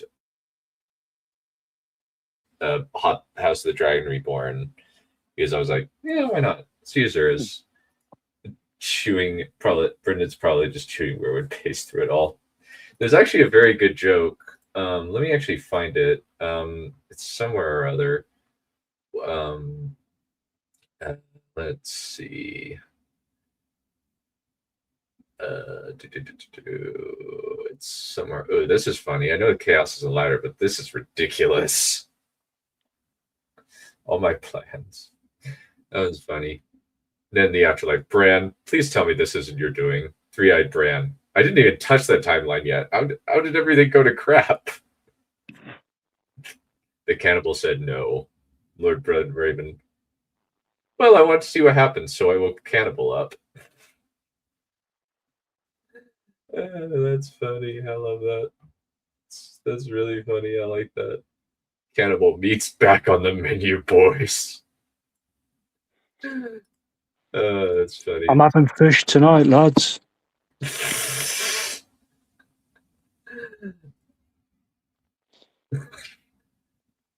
That's funny. This is a common one. I actually am writing. I actually finished writing that. I might make it. I'm gonna write part 2 at some point. Yeah. Probably at a council of Ricks with all the Mostly empty. Immediately, Damon feels very self-conscious. What would you like more of here? Some comforts, more people here, perhaps. Do you think you could bring some more people here? Let me introduce you to my friends, and I'll think of a way to make things pleasant for you. When the two Dornish girls meet Daenerys, they immediately welcome her and make her feel at home. Once she meets Tyrion and Barristan, Arianna and Tyne escort her away and show her to some rooms they've prepared. After Daemon introduces Daenerys to his friends, he starts carefully considering where he could find people to repopulate the rock. After a bit of consideration, Daemon remembers that there is a group of people who wouldn't be afraid of him, those who lived beyond the wall. As the dragon passes over Mount Caelan, the alarm goes up, but rather than attacking, Daemon lands his dragon far away from the castle and asks for safe passage to Winterfell. Waymond manfully stares at him, wondering if he's looking at the ghost of Ned Stark. After the boy explains his purpose, Waymond lets him pass, so long as he does no harm to the north. Catelyn sees the dragon and immediately calls out the guard, but rather than attacking, the dragon lands far outside the range of Ballista. Casually, the young rider dismounts and walks toward the home of his forefathers. Catelyn's eyes widen as the boy who looks like Ned approaches the wall. Who are you? Why do you look like my dead husband? I'm Daemon Targaryen, son of Rhaegar Targaryen and Lyanna Stark. I have been thinking about my family, getting to know them, and possibly helping them with a problem. That monster is the only problem I see. I don't want that thing in the north. I want to bring the wildlings south of the wall to my kingdom in the Westlands. The north need never deal with them again. What if we discuss the details inside? I suppose, so long as that monster stays outside. Daemon smiles and enters the castle. It takes a long time to hash out the details, but finally Catelyn agrees to allow the wildlings to pass the wall through the Westerlands. When the wildling army comes, Daemon emerges from the tunnel and asks to speak with the king beyond the wall. Mance agrees to Daemon's terms, and the free folk migrate south. Rapidly, the Westerlands become populated by the free folk. Tyrion teaches them how to farm and maintain the castles they're going to be living in. Some come to the rock and to take up residence there. After Daenerys sees all the people that Daemon has brought to keep her company, she takes him on a walk through the rock. So you brought all these people here for me? Of course. You told me that you hadn't a good life, so I thought maybe I could do something for you. I wanted to make sure that you could be safe here, never worry about anything again. That's very sweet. Thank you. Nobody has ever been kind to me like that. Daemon takes her hand and looks into her eyes, then kisses it. Daenerys blushes and then gives him a real kiss. Daemon reciprocates and strokes her silver hair. After all is done for them, the wildlings come to respect Daemon as one of their chiefs, and when Daenerys embraces their culture, they grow to love her as well. Now that Daemon has moved on, Arianna leaves and finally goes to Hightower and marries Willis Tyrell, building the connection between the Reach and the new Dragon King of the Rock. Tyrion becomes Daemon's hand of the king, and Sir Barristan remains Lord Commander of the Kingsguard. Eventually, Daemon and Daenerys are married, and after they welcome their first child, the cannibal takes the eggs that they've taken from Illyrio's manse and the Winterfell eggs and bathes them in fire. With the heat of the flames, the eggs crack open, disgorging a whole clutch of baby dragons. Daenerys immediately picks up the black one and cradles it as a green one prowls over to their new baby. For a moment, Cannibal eyes the hatchlings, remembering eating their kind. Then he remembers how it had been to raise his hatchling. Narrowing his eyes, the cannibal nuzzles the hatchlings, letting them cuddle up to him. Smiling, Daemon scratches the dragon under the jaw, causing him to purr. He would be the sire of these hatchlings. He would protect them, as he had Daemon. That's our theory. Yep. Knuckles are good. And Oh yeah, that was good. I liked it.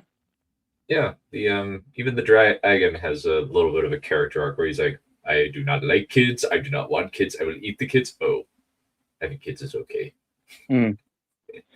I kind of just imagine what's this? Like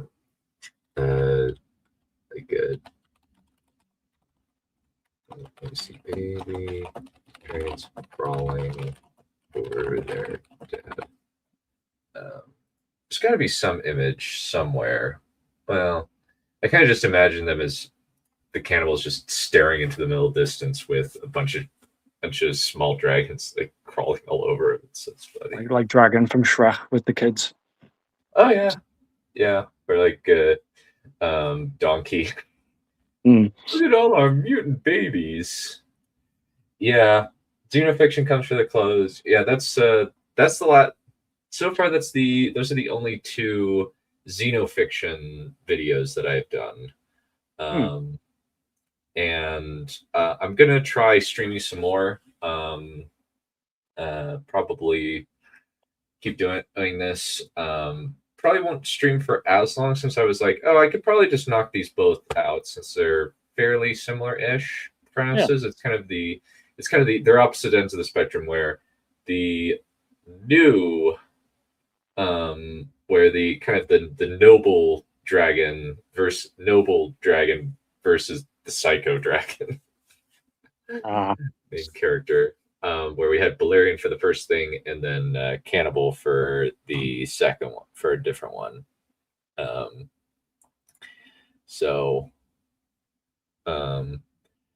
yeah. So what are like the things that, so you mentioned a couple of things where there's conflict between characters, but what were some like other things that you were there any other critiques, comments on this that you thought of while watching it? Well, I like the pacing of it. I know, like you had to rush the ending with the word count, but it came together nicely. It didn't feel too rushed. But the thing is, like my big draw is just how characters react when you have a story and they're all in unison on one idea. It feels artificial, but when you have conflicting ideas or character disagreements, it feels more human, because it's like not everyone's going to be say yes sir. They're going to go, hang on, what if we do this instead? Mm-hmm. there's going to be conflicting ideas, and people are there's always going to be some kind of opinion. Alrighty, well, I gotta get going. I have to at least eat lunch before I go to my LSAT prep course. No worries. I'll jump off then while you close up, but thanks for having me, Chief. Yeah, of course. Yeah, if anybody wants to come on with these or just ask me questions about like the writing process for how I went through this, feel free to hop on. It's pretty open call situation. I'll just drop the link in the chat. And we will call it good there. Thank you, Mr. Baranowitz? Mr. Bear. Let's go with Mr. Bear. Yeah. Is that okay? Yeah, that's fine. How'd you find me anyway? Did you just literally? I was just like searching like StreamYard Open on YouTube, come across yourself, and I said, I'll ask if I can jump on. Yeah, sweet. Well, I'm happy that you could come on. I'll look forward to chatting with you again, and if you decide to come on. Yeah, no, hopefully soon, Chief. Thank you. Take care, mate. You too. Bye.